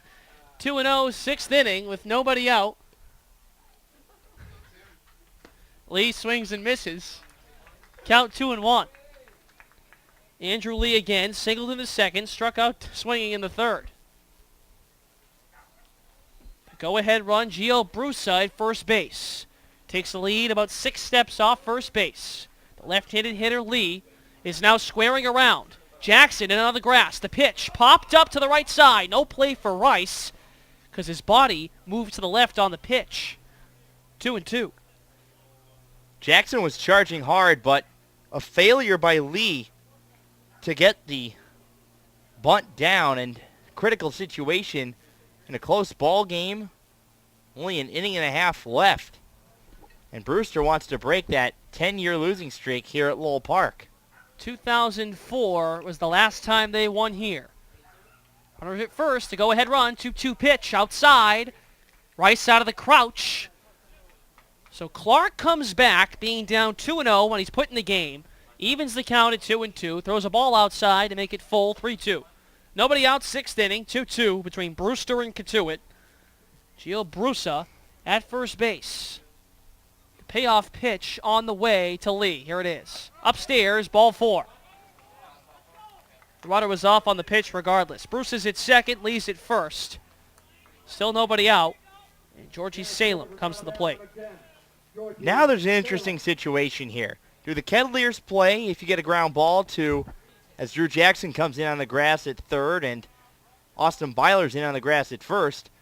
Do you play for the double play, or do you try and play to force out Brusa, the lead runner, at third if you get a ground ball? Brusa's at second base. Andrew Lee's at first. Georgie Salem, the lefty, squares around. It's a strike. Jackson and Byler both charge on the pitch. Holder covering third base. Caleb Whalen covering first. The corners remain in. Jackson about 3 steps in front of the infield on the grass at third. Byler at the lip of the grass at first base. 0-1 pitch on the way to Salem. Here it is from Clark. No bunt try again. Blocked by Rice. A breaking ball at 83. Count evens at 1-1. An interesting point as well, on a personal level, for Bailey Clark. This outing is very important. Travis Duke is the remaining signed contract pitcher that is yet to make his way to Cape Cod. He needs to find a spot on the roster. That means someone's got to go. 1-1 pitch. Outside again. 89 on the gun from Clark, 2-1. His teammate Garrett Hayward at Duke has already left, was released a few days ago. But between, I'd say, 3 or 4 pitchers on the staff, one must go. And this could be the final stage for Bailey Clark to earn a roster spot. 2-1 pitch. Fastball grounded off the leg of Rice, so it's a foul ball, 2-2. Also do remember that Matthew Vogel, a contract pitcher, was released. Good so point. one of the temporary pitchers still left in the bullpen, whether it be Bailey Clark, Gabe Berman, Jeff Kinley, they all have a chance to earn a permanent roster spot. And Daniel Lewis. And you have to remember that Clark was solid, as you said, at Bourne a few nights ago. His 2-2. Outside and high. The count runs full. Nobody out, 6th inning. 5 hits, 2 runs for the Whitecaps. 3 hits, 2 runs for the Kettleers. Gio Brusa at second. Andrew Lee at first. Corners in for Katuitt. Bailey Clark hopes to get his team out of trouble and send the Kettleers back to the dugout for the bottom of the 6th. He's to the set. The payoff pitch. Outside and low, ball 4. Bruce to third, Lee to second, and Salem walks to first. The bases are loaded with nobody out for Danny DeLaCaya. DeLaCaya. It's that Spanish L. It's tough. Does not roll off the lips right. Something that you're not used to saying here in Massachusetts, and normally in Spanish, 2 L's together go an I, so. Spanish 1.0 with Greg Moraz, everybody. Fastball low and inside at the ankles to Danny DeLaCaya. The count want to know. Calle. I got the Kai part right. I also don't speak Spanish. I took French for 7 years in high school. Meanwhile, the bases are loaded in a 2-2 game. It's game 2 of a doubleheader between Brewster and Katuitt. The Kettleers won game 1 7-4 earlier today. Clark's 1-0. Fastball misses low, below the knees. The count 2-0. Infield entirely in. The outfield is also shifted in for Katuitt. Kyle Holder, the only infielder who's about a step back from the grass. Everyone else on it completely. Clark to the set, 2-0 pitch. Fastball high. It's 3-0. We've already seen a Kettleers pitcher walk in a run in this game. You wouldn't like to see that again. 3-0 the count. The batter, Danny DeLaCaya. The 3-0 pitch on the way. Fastball low, ball 4. Brusa trots in and tags home plate. The Whitecaps take a 3-2 lead on a 4-pitch walk from Bailey Clark.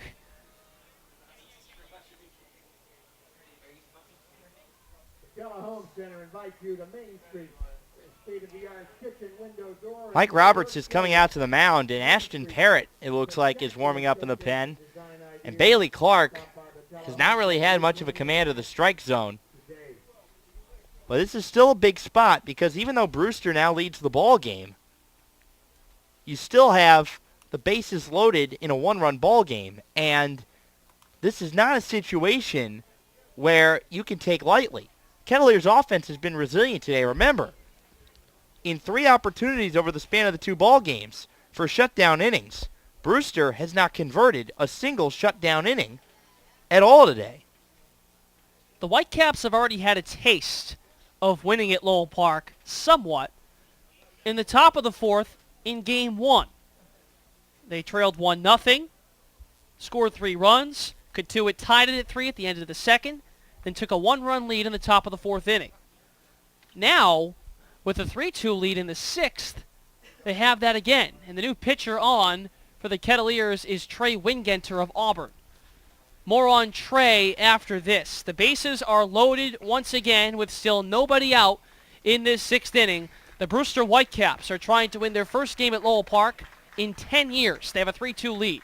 More after this on the Cape Cod Baseball League Network. The Kettleers and Katuitt Athletic Association want to welcome Bank of Cape Cod as a premium sponsor and member of the Executive Kettleers Club. Bank of Cape Cod is a locally owned and managed commercial and community bank. Shadow Bars Inn is a leading sponsor of the Cape Cod Baseball League, celebrating its 100th anniversary. A Cape League sponsor for over 20 years. Today's broadcast is proudly sponsored in part by Curry College, located in Milton, Massachusetts. It offers undergraduate and graduate degrees. Today's broadcast is brought to you in part by Cape Cod Healthcare. Care where you need it, when you need it. Today's broadcast is brought to you in part by iHealth Services, proud sponsor of the Cape League for 14 years. Chatham Bars Inn is a leading sponsor of the Cape Cod Baseball League, celebrating its 100th anniversary, a Cape League sponsor for over 20 years. Today's broadcast is brought to you in part by iHealth Services, proud sponsor of the Cape League for 14 years. Today's broadcast is proudly sponsored in part by Curry College, located in Milton, Massachusetts. It offers undergraduate and graduate degrees. Today's broadcast is brought to you in part by Cape Cod Healthcare. Care where you need it, when you need it. The Kettleers and Kentuit Athletic Association want to welcome Bank of Cape Cod as a premium sponsor and member of the Executive Kettleers Club. Bank of Cape Cod is a locally owned and managed commercial and community bank. Today's broadcast is proudly sponsored in part by Curry College, located in Milton, Massachusetts. It offers undergraduate and graduate degrees. Today's broadcast is brought to you in part by Cape Cod Healthcare. Care where you need it, when you need it. Today's broadcast is brought to you in part by iHealth Services, proud sponsor of the Cape League for 14 years. 3 consecutive walks caused Mike Roberts to walk out and take the baseball from Bailey Clark. A 3-2 lead for the Brewster Whitecaps with Greg Mraz. I'm Brendan Glasheen. And Greg, the new pitcher for Kentuit, Trey Wingenter. Trey Wingenter, the right-hander from Auburn, he's struggled. 3rd appearance on the season, friends. 2 innings so far this year, 4 runs, 3 of them earned, 4 hits, 2 walks, and 2 strikeouts. Wingenter, a 6'7" right-hander, attends Auburn University in Auburn, Alabama, the same institution as notable guys like Jason Duffner. First pitch fastball, pounced to the left, foul by Justin Hazard. The inning started with a base hit from Gio Brusa. He walked all the way around the bases to score on 3 consecutive walks. 1 to Andrew Lee, 1 to Georgie Salem, and 1 to Danny De La Calle. 0-1, breaking ball, a changeup, dips low and outside to the left-handed hitting Hazard, 1-1. Bases loaded for Hazard, who's 1 for 1, walked and scored in the 3rd, doubled in the 4th. Infield entirely in for Kentuit. The 1-1 pitch. Fastball, juice towards second. Whalen picks it up, throws to home for the force, over to first from Rice, double play! The 4-2-3 double play. You don't see it quite often, but it comes up big in the 6th.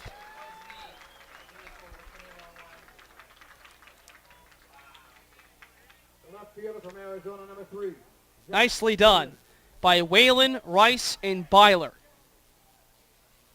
That was clutch.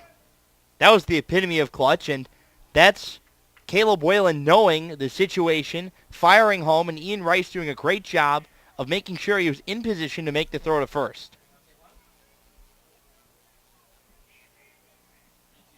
First pitch of the at-bat to Zach Gibbons. A fastball, 91. Low and outside, 1-0 to Zach Gibbons. Singled and scored in the 3rd on a wild pitch. Flew to center in the 4th.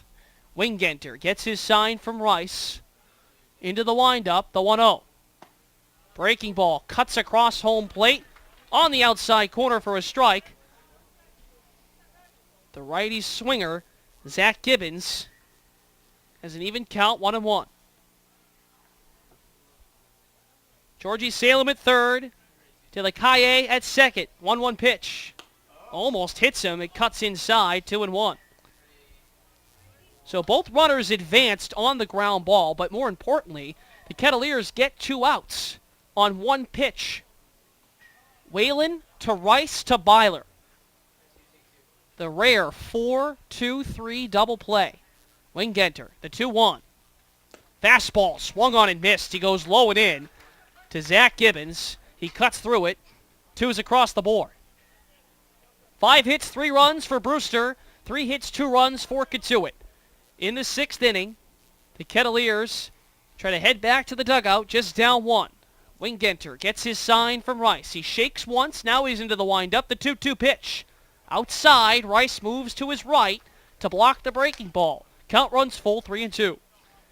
I think it's a critical juncture here that Wingenter doesn't try and do too much. Just get the ball in a position where you're going to be able to be near the zone. Don't try and paint the corner. Just get it in the zone. Salem at third, De La Calle at second. Wingenter waves once. He's into the windup. 3-2. Fastball grounded towards third. Jackson on the run. Gathers, throw across in time. The damage limited. Kettleers turned to Trey Wingenter with the bases loaded and nobody out. And just one run is allowed. We'll go to the home half of the sixth at Lowell Park. Brewster 3, Cotuit at 2 on the Cape Cod Baseball League Network, Channel 99, Barnstable Mashpee, and Channel 13 Sandwich. Today's broadcast is brought to you in part by Cape Cod Healthcare. Care where you need it, when you need it.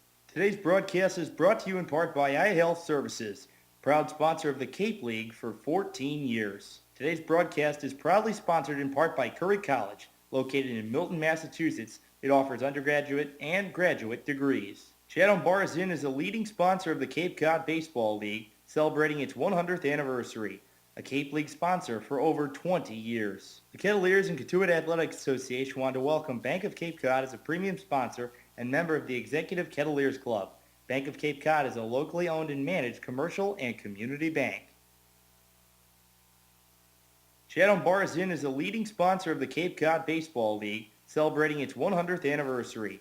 A Cape League sponsor for over 20 years. Today's broadcast is brought to you in part by iHealth Services, proud sponsor of the Cape League for 14 years. Today's broadcast is proudly sponsored in part by Curry College, located in Milton, Massachusetts. It offers undergraduate and graduate degrees. The Kettleers and Cotuit Athletic Association want to welcome Bank of Cape Cod as a premium sponsor and member of the Executive Kettleers Club. Bank of Cape Cod is a locally owned and managed commercial and community bank. Last of the sixth inning, the heart of the order comes to bat for the Kettleers, 3, 4, and 5. Byler, Fisher, and Taylor. First pitch to Austin. Swings high through a fastball. The count 0-1. Garrett Mundell, the righty, returns to the hill. Has done a solid job thus far. Is in line for a win if he keeps it up. 0-1 pitch. Fastball again, up and in. Byler chases. He's behind 0-2.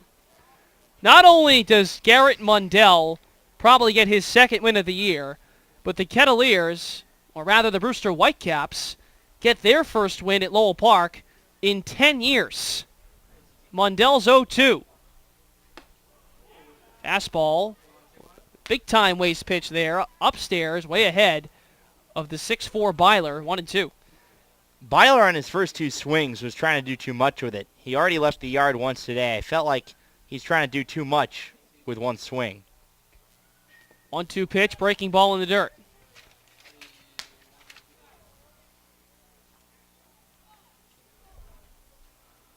Byler resets. So does it Mundell. Holds the glove close to his face. His right hand by his thigh. He puts it in his glove into the windup. 2-2. Breaking ball again, low and inside. It's 3-2. Byler has worked the count back.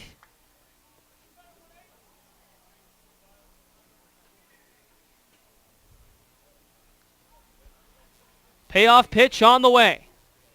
Byler pops it up to the left side. Overstreet and Hazard look at it, and Overstreet makes the catch and follow ground. 5 steps to the right of Mike Roberts. 1 down in the 6th. Big out there for Garrett Mundell. And give the combination of John Altabelli and Chip Dill a lot of credit, because they have shown faith in Garrett Mundell throughout the entirety of the ball game, keeping with his horse the entire time. First pitch swinging by Fisher. It's popped to the left side into the parking lot to the right of 4 young ladies probably gossiping about something. You can't just assume that. All right, gossiping about boys.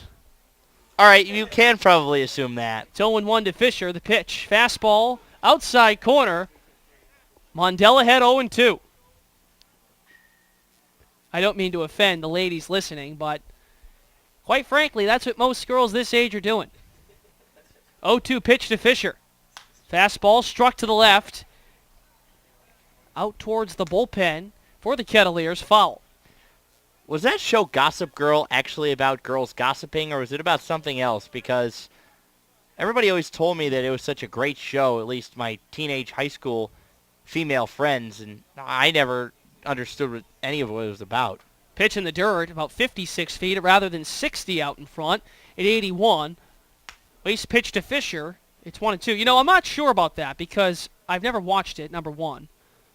And number two, I think the title speaks enough for itself. Garrett Mundell above 60 pitches, the 1-2. Chop towards first base. Lee picks it up and he loses it. The ball was just about to bounce into his glove. Then he jolted his head to the left side. It goes by. Luckily, Vidalis, the second baseman, was right behind him. But the Kettleers certainly take it. Jamison Fisher reaches first. And not sure if they'll score an error or not. Chip Dill, and they will score a hit for Katuitt. Chip Dill out to speak with Mundell. A new arm could be checking in for Brewster. Working with Brewster last year, Greg, Chip Dill makes all the pitching changes and visits for the Whitecaps. So he could make the move here. That's the type of faith John Altobelli has in Chip. He allows him to pretty much run this staff the way he pleases. Of course, Chip, a friendly guy, a coach at Tennessee.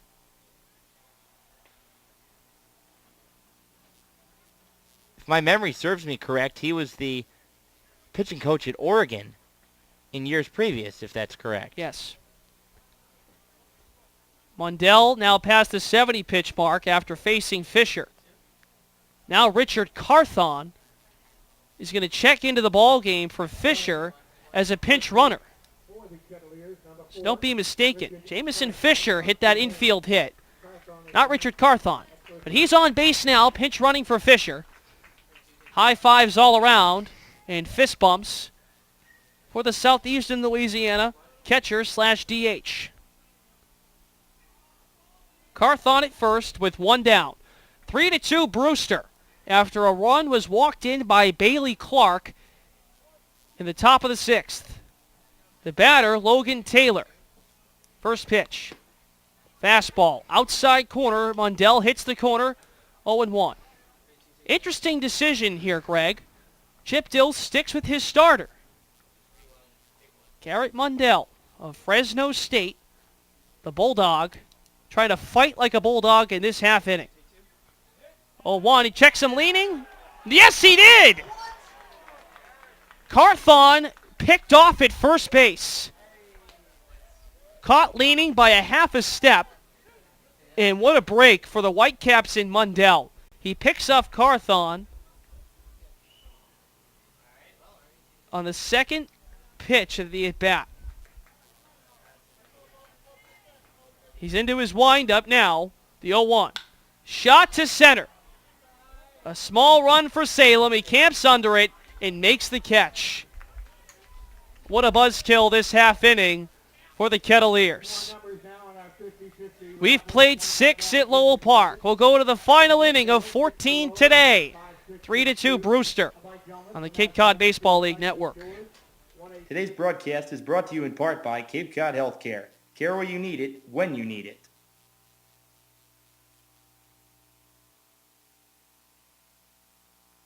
The Kettleers and Katuitt Athletic Association want to welcome Bank of Cape Cod as a premium sponsor and member of the Executive Kettleers Club. Bank of Cape Cod is a locally owned and managed commercial and community bank. Chatham Bars Inn is a leading sponsor of the Cape Cod Baseball League, celebrating its 100th anniversary.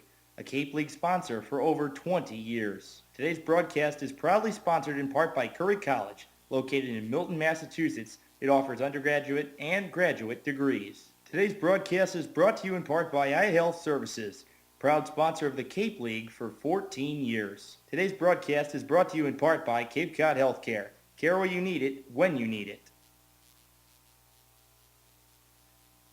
Today's broadcast is proudly sponsored in part by Curry College, located in Milton, Massachusetts. It offers undergraduate and graduate degrees. Chatham Bars Inn is a leading sponsor of the Cape Cod Baseball League, celebrating its 100th anniversary. a Cape League sponsor for over 20 years. The Kettleers and Kentuit Athletic Association want to welcome Bank of Cape Cod as a premium sponsor and member of the Executive Kettleers Club. Bank of Cape Cod is a locally owned and managed commercial and community bank. Today's broadcast is brought to you in part by iHealth Services, proud sponsor of the Cape League for 14 years. Today's broadcast is brought to you in part by Cape Cod Healthcare. Care where you need it, when you need it. Today's broadcast.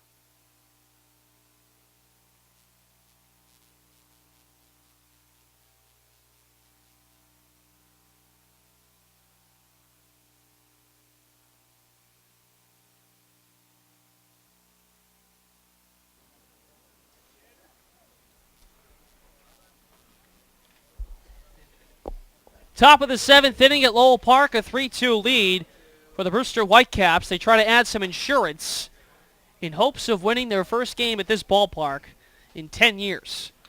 Fastball outside from Trey Wingenter.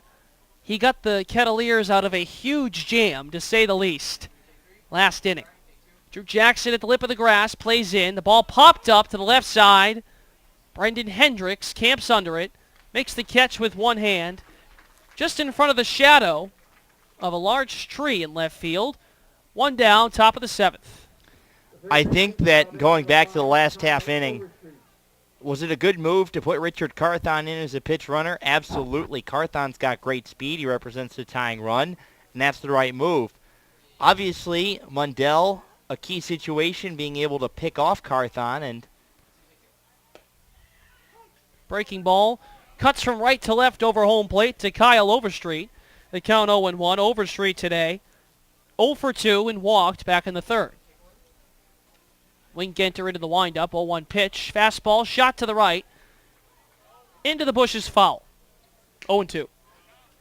Finishing my point, hindsight's 20/20.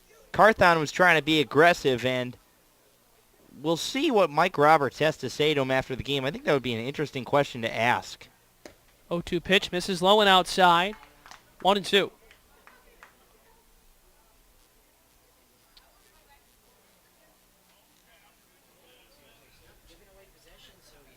The 1-2 from Wingenter. Curveball too low and outside. It hits the dirt. Rice picks it up, throws it back to Wingenter. 2-2.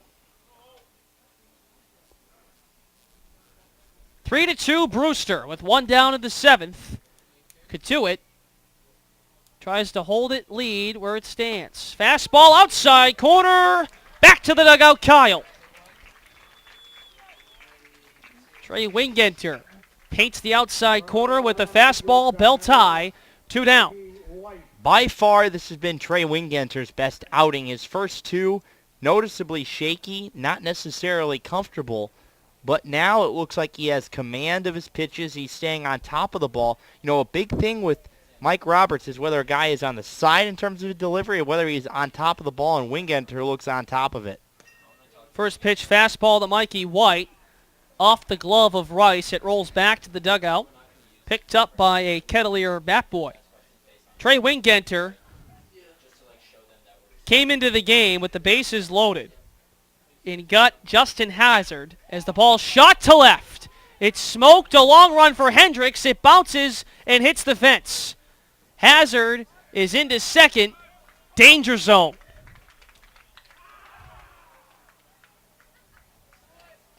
And the Whitecaps are performing stunts in their dugout. A double for Hazard, his second today.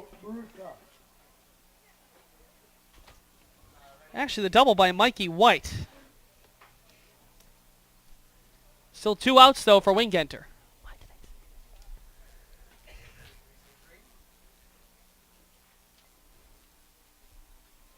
The batter, Gio Brusa. With White at second, 2 outs. Wingenter's first pitch to him. Fastball. Low, off the leg of Rice. Up to third now, Mikey White. A pass ball followed by the double. We've seen this before. It's a 3-2 lead for Brewster. The Kettleers would like to escape this inning, just down a run. However, an insurance run for John Altabelli's Whitecaps is just 90 feet away.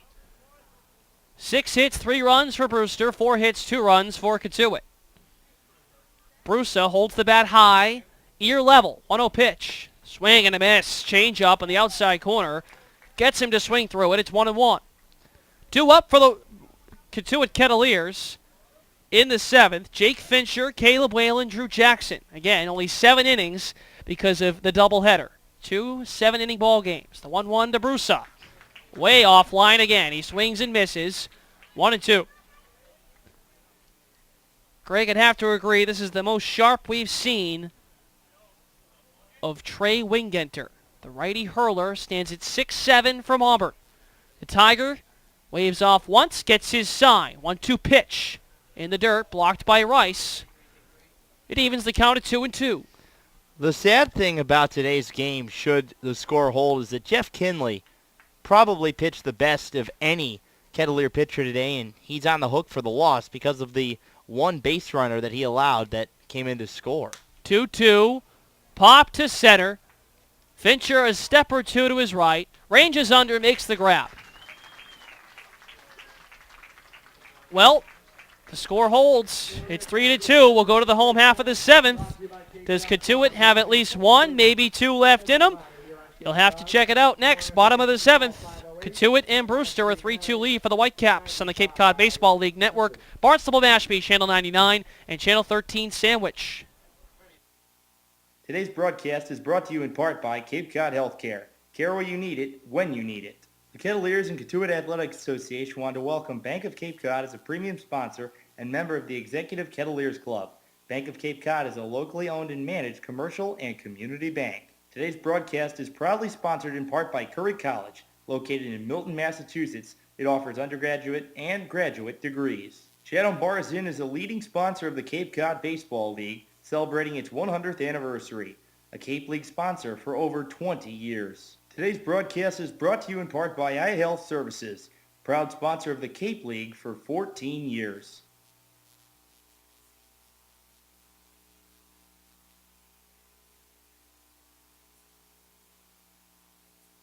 Today's broadcast is proudly sponsored in part by Curry College. Located in Milton, Massachusetts, it offers undergraduate and graduate degrees. Chatham Bars Inn is a leading sponsor of the Cape Cod Baseball League, celebrating its 100th anniversary, a Cape League sponsor for over 20 years. Today's broadcast is brought to you in part by Cape Cod Healthcare. Care where you need it, when you need it. Last chance for the Kettles in the home half of the 7th inning. A 3-2 lead for the Brewster Whitecaps. They are just 3 outs away from winning their first game at this ballpark in 10 years. First pitch to Fincher, grounded towards the middle, a base hit. Just away from the glove of Mikey White. Jake Fincher on his second hit today. A leadoff base runner in the bottom of the 7th. It brings up Caleb Whalen. And now Chip Dill comes out to speak with Garrett Mundell. The righty has already gone 7 innings this year in his first start at Hyannis. And now a reliever is going to exit the fence from right field and come on in. A bunch of the Brewster Whitecap players up out of their seats to shake the hand of Garrett Mundell. A terrific start today for the Brewster Whitecaps. Look at his line in this ball game. 6 innings of 4-hit ball, allows 2 runs, 1 walk, and 1 strikeout. Mundell will jog off the field. A solid start for Garrett. A new pitcher in will get you who it is next. A leadoff single from Jake Fincher. He's the tying run. 3-2 Brewster in the 7th on the Cape Cod Baseball League Network. Chatham Bars Inn is a leading sponsor of the Cape Cod Baseball League, celebrating its 100th anniversary, a Cape League sponsor for over 20 years. Today's broadcast is proudly sponsored in part by Curry College. Located in Milton, Massachusetts, it offers undergraduate and graduate degrees. Today's broadcast is brought to you in part by iHealth Services, proud sponsor of the Cape League for 14 years. The Kettleers and Cotuit Athletic Association want to welcome Bank of Cape Cod as a premium sponsor and member of the Executive Kettleers Club. Bank of Cape Cod is a locally owned and managed commercial and community bank. Today's broadcast is brought to you in part by Cape Cod Healthcare. Care where you need it, when you need it. Today's broadcast is brought to you in part by Cape Cod Healthcare. Care where you need it, when you need it. Today's broadcast is proudly sponsored in part by Curry College, located in Milton, Massachusetts. It offers undergraduate and graduate degrees. The Kettleers and Cotuit Athletic Association want to welcome Bank of Cape Cod as a premium sponsor and member of the Executive Kettleers Club. Bank of Cape Cod is a locally owned and managed commercial and community bank. Shadow Bars Inn is a leading sponsor of the Cape Cod Baseball League, celebrating its 100th anniversary, a Cape League sponsor for over 20 years. Today's broadcast is brought to you in part by iHealth Services, proud sponsor of the Cape League for 14 years.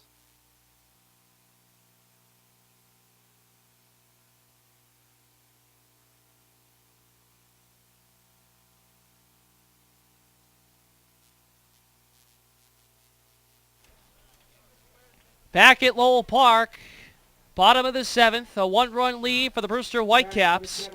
The day done for Garrett Mundell in 6+ innings. However, allows a base hit to Jake Fincher. Chip Dill pulls the hook.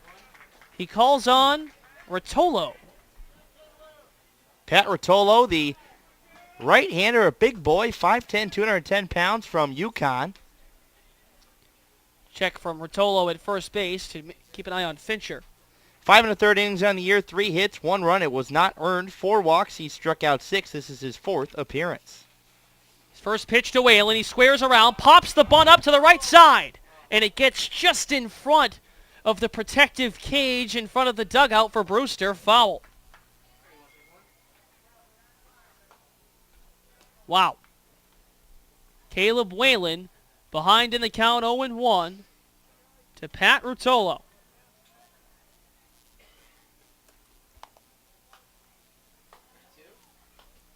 Squares again. Throw to first. Nothing doing with Fincher. In on the grass significantly, Kyle Overstreet. Some clapping now from the Kettleers fans as they root on Caleb Whalen. Overstreet charges. The pitch. It's bunted out in front down the first base line. Rotolo picks it up. Throw to first in time. Up to second base goes Jake Fincher. The sacrifice works as planned. Score at 1-3. Whalen retired.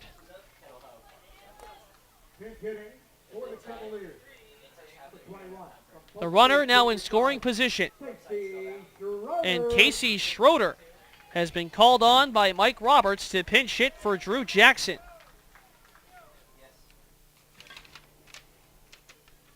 Schroeder batting from the left side, blue and black Under Armour batting gloves with some white tape on the wrist. Rudolo waits for him to step in the box. Schroeder taking his time. The Polk State Eagle tries to come up big with a big hit. Schroeder batting .091 on the year, 2 for his first 22. One pitch being a home run. Fastball outside for a ball, the count 1-0. Casey Schroeder could muscle one out of Lowell Park again. This place would go crazy. Jake Fincher at second. 1 out, a 3-2 lead for Brewster. 2 outs away from winning their first game here since 04. Pitch. Fastball high at the belt and outside. 2-0. Schroeder on the year, clearly a much better hitter from the left side than the right side. As we have seen, he seems to be on it from the left side and not nearly as good from the right. 2-0 pitch. Breaking ball. Drops in. Inside corner at the knees. 2-1 to Casey Schroeder. Drew Jackson finishes the day 0 for 1. He scored in the third, was hit by a pitch, and popped to first base in the fourth. Schroeder waggles the bat out in front. He's to the set. Holds it over his shoulder. 2-1 pitch. Schroeder swings through it. A fastball up and in evens the count 2-2. Ashton Parrott in the on-deck circle for Mike Roberts. He follows Schroeder unless some crazy double play comes about. Hazard puts down his sign. Rotolo to the set. The 2-2 pitch. Inside for a ball, 3-2. Breaking ball started in the middle, worked its way down to the right ankle of Schroeder. The count runs full, 3-2. Jake Fincher led off the inning with a single. Caleb Whalen sacrificed him to second. 1 down, 7th inning. A 3-2 lead for the Whitecaps. Rudelo's ready. 3-2 pitch. Low, ball 4. Casey Schroeder heads down to first base with the walk. It's now first and second. 1 out for Ashton Parrott.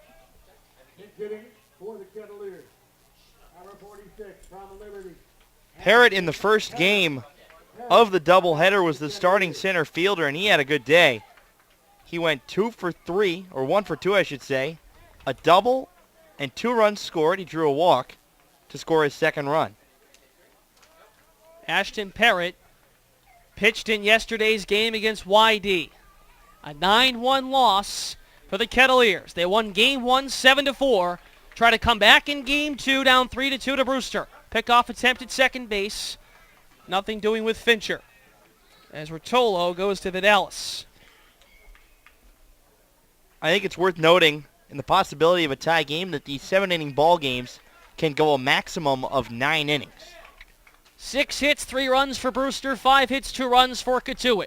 First pitch of the at-bat to Parrott. A fastball high and outside. 1-0. Parrott, the Liberty Flame,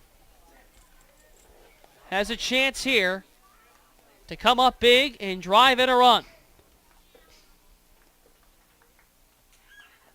Rudolo to the set. The 1-0 pitch. Fastball taken down the dish. 1-1. Ian Rice finishes this game 0 for 2 with a pair of pop-outs. In Game 1, he had 2 doubles. Interesting move from Coach Roberts. Fincher at second. Schroeder at first. The 1-1 to Parrott. Breaking ball grounded towards the hole between third and second. It's in for a hit. Rounding second base, coming in to score, Jake Fincher. We're tied at 3. Ashton Parrott wiggles one between second and third. It's a brand new ball game with 1 down in the 7th inning. Ashton Parrott has not been here long, but so far he's shown the ability to hit the inside pitch, and he's shown the ability to be able to find holes. Second time today he's gotten a hit through the left side, and now this is a perfect spot for the Kettleers. Tie ball game, winning run at second base, and your hottest hitter at the plate. It's Brendan Hendricks, who's hit hard all the time. First pitch swinging down the right field line. It's through for a base hit. Here comes Casey Schroeder. He will score. The winning streak continues at Lowell Park against these Whitecaps. A walk-off base hit for Brendan Hendricks. The Kettleers defeats the Brewster Whitecaps 4-3 in the bottom of the 7th on a walk-off base hit. Man, oh man. They'll have to wait till 2015 to try and break this streak. The curse continues at Lowell Park for Brewster, but more importantly, 2 wins for the Kettleers and the Twin Bill to get back to 500. Mike Roberts must have been thinking something when he decided to hit Brendan Hendricks in the leadoff spot today in both ball games. And we talked to him in Hot Off the Kettle, and he was the most comfortable guy of anybody there. You look at the day. Hendricks had 3 RBIs in the first game. To go along with an RBI, make it 2 RBIs here today. So on the day, Brendan Hendricks goes 4 for 8 with 5 runs batted in. Incredible. A pair of runs in the last of the 7th means a victory for the Kettleers in Game 2 of the doubleheader. They win Game 1 7-4 and win Game number 2 4-3 against the Brewster Whitecaps. Brewster entered play today having not won at Lowell Park since 2004. They'll have to wait again to try and break that streak next year. The Kettleers Insider post-game show comes up after this. Brendan Hendricks, an RBI single to win it for Katuitt. More after this on the Cape Cod Baseball League Network. Chatham Bars Inn is a leading sponsor of the Cape Cod Baseball League, celebrating its 100th anniversary. A Cape League sponsor for over 20 years. The Kettleers and Kentuit Athletics Association want to welcome Bank of Cape Cod as a premium sponsor and member of the Executive Kettleers Club. Bank of Cape Cod is a locally owned and managed commercial and community bank. Today's broadcast is proudly sponsored in part by Curry College, located in Milton, Massachusetts. It offers undergraduate and graduate degrees. Today's broadcast is brought to you in part by iHealth Services, proud sponsor of the Cape League for 14 years. Today's broadcast is brought to you in part by Cape Cod Healthcare. Care where you need it, when you need it.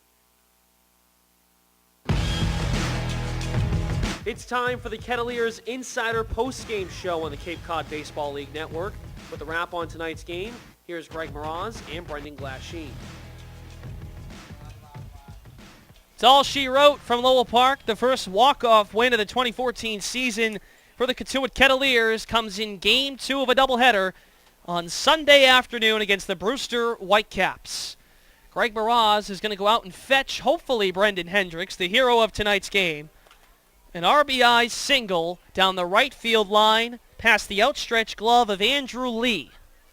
Leads Kentuit to a 2-game sweep of the Twin Bill this afternoon. And man, oh man, they went into the inning down 3-2. Jake Fincher led it off with a single up the middle. Caleb Whalen sacrificed him over on a push bunt down the right field line to allow Fincher to reach second base. Casey Schroeder pinched hit for Drew Jackson. He walked to make it first and second, 1 out. Then Ashton Parrott pinched hit for Ian Rice. He singled through the left side to get a big run. And that scored Jake Fincher. Followed by that, Brendan Hendricks on the first pitch of the at-bat singles down the right field line to score Casey Schroeder. Brendan Hendricks has been swinging a hot bat. All 4 outs/hits today for Brendan for a hard hit. He had a hard hit ball to center field in the first inning, doubled in the third, lined out to the second baseman in the fifth, and then singled right there to end the ball game. 7-4 the final in Game 1. Adam Witt won his third game, and Cape leading 3 wins on the season.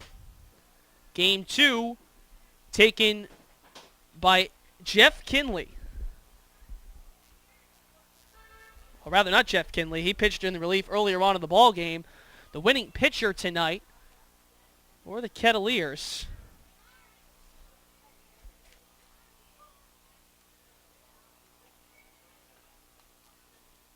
goes to Trey Wingenter. In 2 innings of relief, allowed 1 hit and struck out 1. A big play that happened earlier on when Wingenter took over. He checked into the game with the bases loaded after Bailey Clark walked in a run in the 6th inning. Wingenter got Justin Hazard to ground into a 4-2-3 double play. That led to 2 outs, and he escaped the inning. Got a ground out from Zach Gibbons after that. Again, if you're just joining us here in the Cape Cod Baseball League Network, the Kettleers defeat the Brewster Whitecaps in a pair of games here at Lowell Park. The Whitecaps have now not won at Lowell Park for 11 straight years, as this is the only visit Brewster makes to Lowell Park this season against Kentuit. Must be a tough day, because Garrett Mundell goes down with a no decision. The loss goes to Rotolo, because Mundell's run that scored and tied the game made it a no decision for him. So 1 run charged to Mundell, or 3 runs charged to Mundell. That final run not charged to him. But Mundell goes 6 innings, allows 5 hits, 3 runs. He walked 1 and struck out 1. Kept Kettleers hitters off balance all day. Kentuit yet again goes with 5 pitchers to get through this ball game. Vince Fiore, Reagan Bazar, Jeff Kinley, Bailey Clark, and Trey Wingenter. Mike Roberts still speaking with his team down the left field line. Had a long meeting with the team yesterday after a 9-1 loss to YD. And things went really ugly for Kentuit. Up next, we'll have Greg Moraz alongside myself and hopefully Brendan Hendricks, the hero, an RBI single down the right field line to help Kentuit climb back from a 3-2 hole going to the 7th inning. Again, Kettleers sweep the Twin Bill against the Brewster Whitecaps. First in Game 1, 7-4, and Game 2, 3-2. More after this.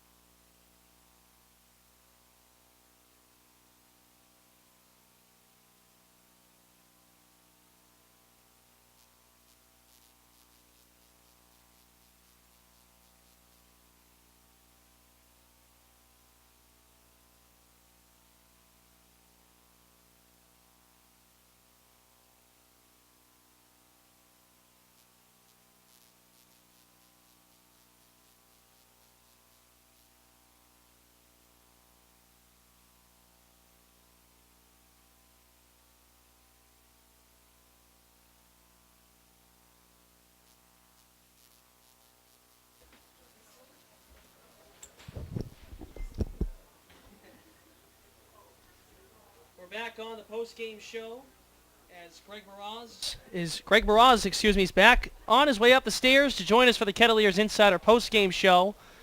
We're going to have Brendan Hendricks, the hero of this ball game in Game 2, a walk-off single down the right field line to score Casey Schroeder. And Brendan in here now at University of San Francisco, wherever you want to put him. First base, third base, shortstop. We're going to have you sit right here, man. Sounds good. We're going to face the camera right over here. Okay. So Brendan Hendricks with myself, Brendan Glasheen, and Greg Moroz. So Brendan, you come up to the plate in a big scenario. You go after the first pitch, and everything works out for the better. Base hit down the line to win the ball game. Yeah, absolutely. I mean, it was a great opportunity for me to be in that situation, and I was just grateful to be in that situation. And luckily, it hit the base, took a good hop, and got down the line for me. You've been swinging very aggressive early in the count, and a lot of times coaches preach guys to be able, if they see a good first pitch fastball, to swing at it. And a lot of times first pitch fastballs are the best pitches to hit. What was that pitch that Rotolo threw to you, and were you comfortable swinging at the first pitch like you did? Yeah, absolutely. I mean, all day I was looking for first pitch fastballs. Coach Roberts has been preaching that, jump on it if you get it. It was a first pitch fastball, and I was able to put a good swing on it. And Coach Roberts has been trying to get us to be more aggressive, try to get some balls in the gaps and stuff like that. So I had my opportunity, and thankful that I got it down the line. In game one, you came up with the bases loaded with 1 out. In your previous 2 at-bats with the bases loaded, you didn't get the job done. That time you did. Another big hit to separate this game and get you guys back in it. You swung the bat also very well in this game, as Greg just adhered to.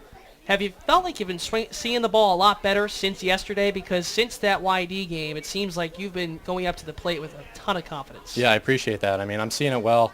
I think we're all just really relaxed in the dugout. We haven't been pushing even after the losses, but we just come out here, we have fun, we work at it, we work to get better, and I mean, it shows what Coach Roberts is doing for the team.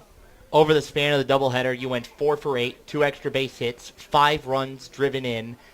Do you see yourself right now as the guy who is going to lead this team offensively? Obviously, it's a team effort, but you batted in the leadoff spot both games. YD yesterday, you and I had a chance to talk on the pregame show, and you were really the most comfortable out of anybody yesterday. Is it just a matter of getting in a groove and being able to sense what the pitcher is going to throw pretty much every time? Because you stayed consistent with that yesterday at YD, and then today it was just even better. Yeah, it's just you got to stay level. You can't be up when it's good, and you can't be down when it's bad. So I don't see myself as anything special. I mean, we got a great group of guys. I'm just grateful to be here and be part of it. You guys are back to 500. You got the day off tomorrow. Any plans? I'm going airsofting with my host brother Daniel, so it's going to be fun. All right, Brendan Hendricks, catch him on the airsoft field tomorrow on the day off. Kettleers win 3-2, or 4-3 rather, in walk-off fashion against the Brewster Whitecaps. They also win Game 1 7-4. Brendan Hendricks, Greg Moroz, Brendan Glasheen. Thanks to Mr. Brendan joining us. Thank you. Cool. I forgot this was TV at the end. Thanks, dude. Appreciate it. Yeah, no, I appreciate that. I'll take it.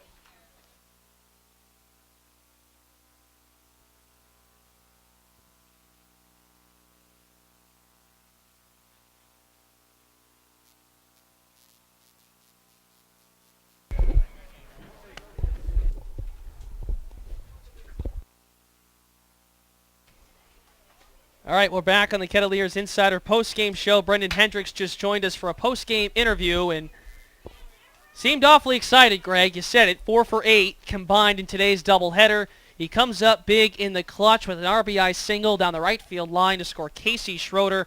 The previous at-bat, Ashton Parrott, a base hit through the left side to score Jake Fincher. This game looked like it was going Garrett Mundell's way, the starter for Brewster, but the Kettleers come up big in the clutch in the 7th with some timely hitting. Brewster put themselves in a situation to win, but you got to look to a couple things back in that 7th inning. A leadoff single by Jake Fincher, and Jake Fincher, we say that Brendan Hendricks is the hottest hitter on the team, and right now, in terms of clutch situations, he is. But Jake Fincher was great at YD yesterday, and today reached base all 3 times, 2 for 2, pair of singles, 2 runs scored. Also had a walk. He was forced out a second on the fielder's choice, but he gets on. He gets sacrificed over by Caleb Whalen. Then a walk to Casey Schroeder, the pinch hitter. And then Ian Rice, who had a good day in the first game, was 0 for 2. And then Coach Roberts decides to pinch hit him with Ashton Parrott, a guy who had a good game in the first game. 2 runs scored, a double, and a walk. And Ashton Parrott pulled a double down the left field line in Game 1. And he poked one through the hole between Overstreet and Mikey White at third and short. That brought Fincher in, and then Brendan Hendricks' first pitch sends it down the line, and Andrew Lee, had he been playing closer to the first base bag, may have had a chance to make that play, but when you send one directly down the line, a lot of times, first basemen, especially ones like Andrew Lee, who throw with the left hand, they're not going to be able to go to the backhand to get that ball. Lee had no play on it, and as soon as that ball skipped past the first base bag, this game was over. That's it. The ball game comes to a close. Game 2, the Kettleers win a walk-off single down the right field line. They take the twin bill from the Brewster Whitecaps, first 7-4, then 4-3. over the Caps. And now, Greg, you and I have an off day, just like the rest of the team, and we're back at it Tuesday night. The Harbor Hawks have already taken 2 games from the Kettleers. Hyannis makes its way back to Cotuit on Tuesday. Real quick, as we wrap things up, we're going to get to a quick out-of-town scoreboard update prior to our close of the Kettleers Insider postgame show. But your thoughts on Hyannis coming in on Tuesday night? Well, Hyannis is a squad that Cotuit has lost to twice so far on the season. And you can't understate how important being able to come back out against a team that, more than anything else, is your biggest rival within the league. Hyannis, and we'll get to that scoreboard update soon, they beat Orleans in the first game of their twin bill. But you want to be able to vault yourself back to the top of the division. Right now, the elite team in the Western Division is the Bourne Braves, and there's no questioning that. But Cotuit sweeping the doubleheader, second straight doubleheader that they have swept. Last Sunday against the Chatham Anglers, today here against the Brewster Whitecaps. And then, not only that, after you play Hyannis here on Tuesday, travel out to Stony Brook Elementary, and you get to face the Brewster Whitecaps for the 3rd time in 4 games.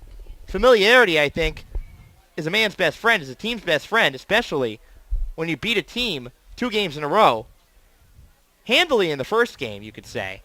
Not so much here in the second game. But either way, the Kettleers were able to come out, show resiliency. They came back in a multitude of deficits and played great baseball with their backs against the wall. And that's the same type of attitude that they have to play, whether they're up, down, what have you. When the Kettleers play like they did today, in the 7th inning here, and in the entirety of the first game, that's when this team is going to win. And one thing that can't be understated from today's ball game is Trey Wingenter. Trey Wingenter comes in already down 3-2, and he comes in a bases-loaded jam and gets a clutch double play, a 4-2-3 double play when Justin Hazard's at the plate, and then gets Zach Gibbons to ground out to Drew Jackson. That keeps the deficit at 1.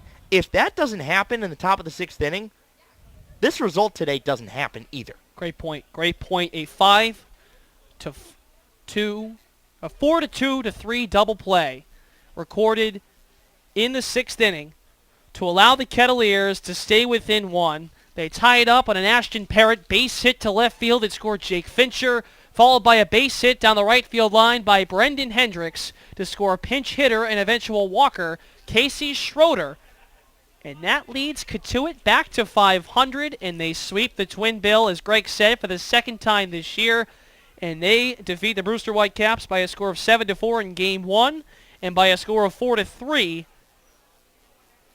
in Game number 2. Another 1-run ball game that goes the Kettleers' way. And finally, to wrap up, Greg gives us an out-of-town scoreboard update. Final from Doran Park in Bourne. The Bourne Braves win 3-1 over the YD Red Sox, so Bourne improves to 8-3. Yarmouth Dennis, after beating the Kettleers yesterday, they fall to 4-7 and officially in last place in the Eastern Division. Brewster, with their 2 losses today, fall to 5-7. Final in the first game from Arnie Allen Diamond in Falmouth. Harwich wins 3-1 over the Falmouth Commodores. Falmouth falls to 4-6-1. Harwich improves to 8-3. Extra innings, if you could call it that, at McKeon Park in Hyannis. Harbor Hawks walk off on the Orleans Firebirds. Hyannis wins 5-4 against Orleans in 8 innings. Remember, in these doubleheader series, maximum that a game can go is 9 innings. So Orleans falls to 5-6. Hyannis improves to 7-4. And in the first game, out at Spillane Field, Chatham beats Wareham 4-2. So the Chatham Anglers improved to 5-5, and after a rough start, they were 1-5. After the Kettleers defeated them in the sweeping of a twin bill, Chatham has now won 4 in a row, so we may have been counting them out way too quickly. And now in terms of the Game 2s, YD up on Bourne early, bottom of the 2nd at Doran Park, 1-0. Harwich up on Falmouth again, 2-0. Orleans and Hyannis yet to get started. At McKeon Park, it'll be Bobby Pointer for the Orleans Firebirds against Sarkis Ohanian. And just underway, Game 2 at Spillane Field across the bridge in Wareham. Chatham and Wareham tied at 0. The scoreboard update brought to you by Greg? Coca-Cola of Cape Cod. And I'll tell you what, after these 2 ball games, we're going to refresh ourselves, and you all refresh yourself. Have a Coke. Final scores one more time here at Lowell Park. Game 1 of final 7-4. Kettleers win. And Game 2, a walk-off single from Brendan Hendricks to score Casey Schroeder. 4-3 to final in Game 2. The Brewster Whitecaps now have to wait till 2015 to try and snap what will be next year an 11-year skid against the Kettleers here at Lowell Park. One more time, 7-4 final, 4-3 final. A pair of wins for the Kettleers. They're back to 500. Our next broadcast Tuesday starts at 4:30 here at Lowell Park. The Hyannis Harbor Hawks play the Cotuit Kettleers for the 3rd time this season. Be sure to tune in for my broadcast partner, Greg Moraz. I'm Brendan Glasheen. Good night from Lowell Park. Thanks for listening to the Kettleers Insider Postgame Show on the Cape Cod Baseball League Network. Tonight's broadcast has been brought to you by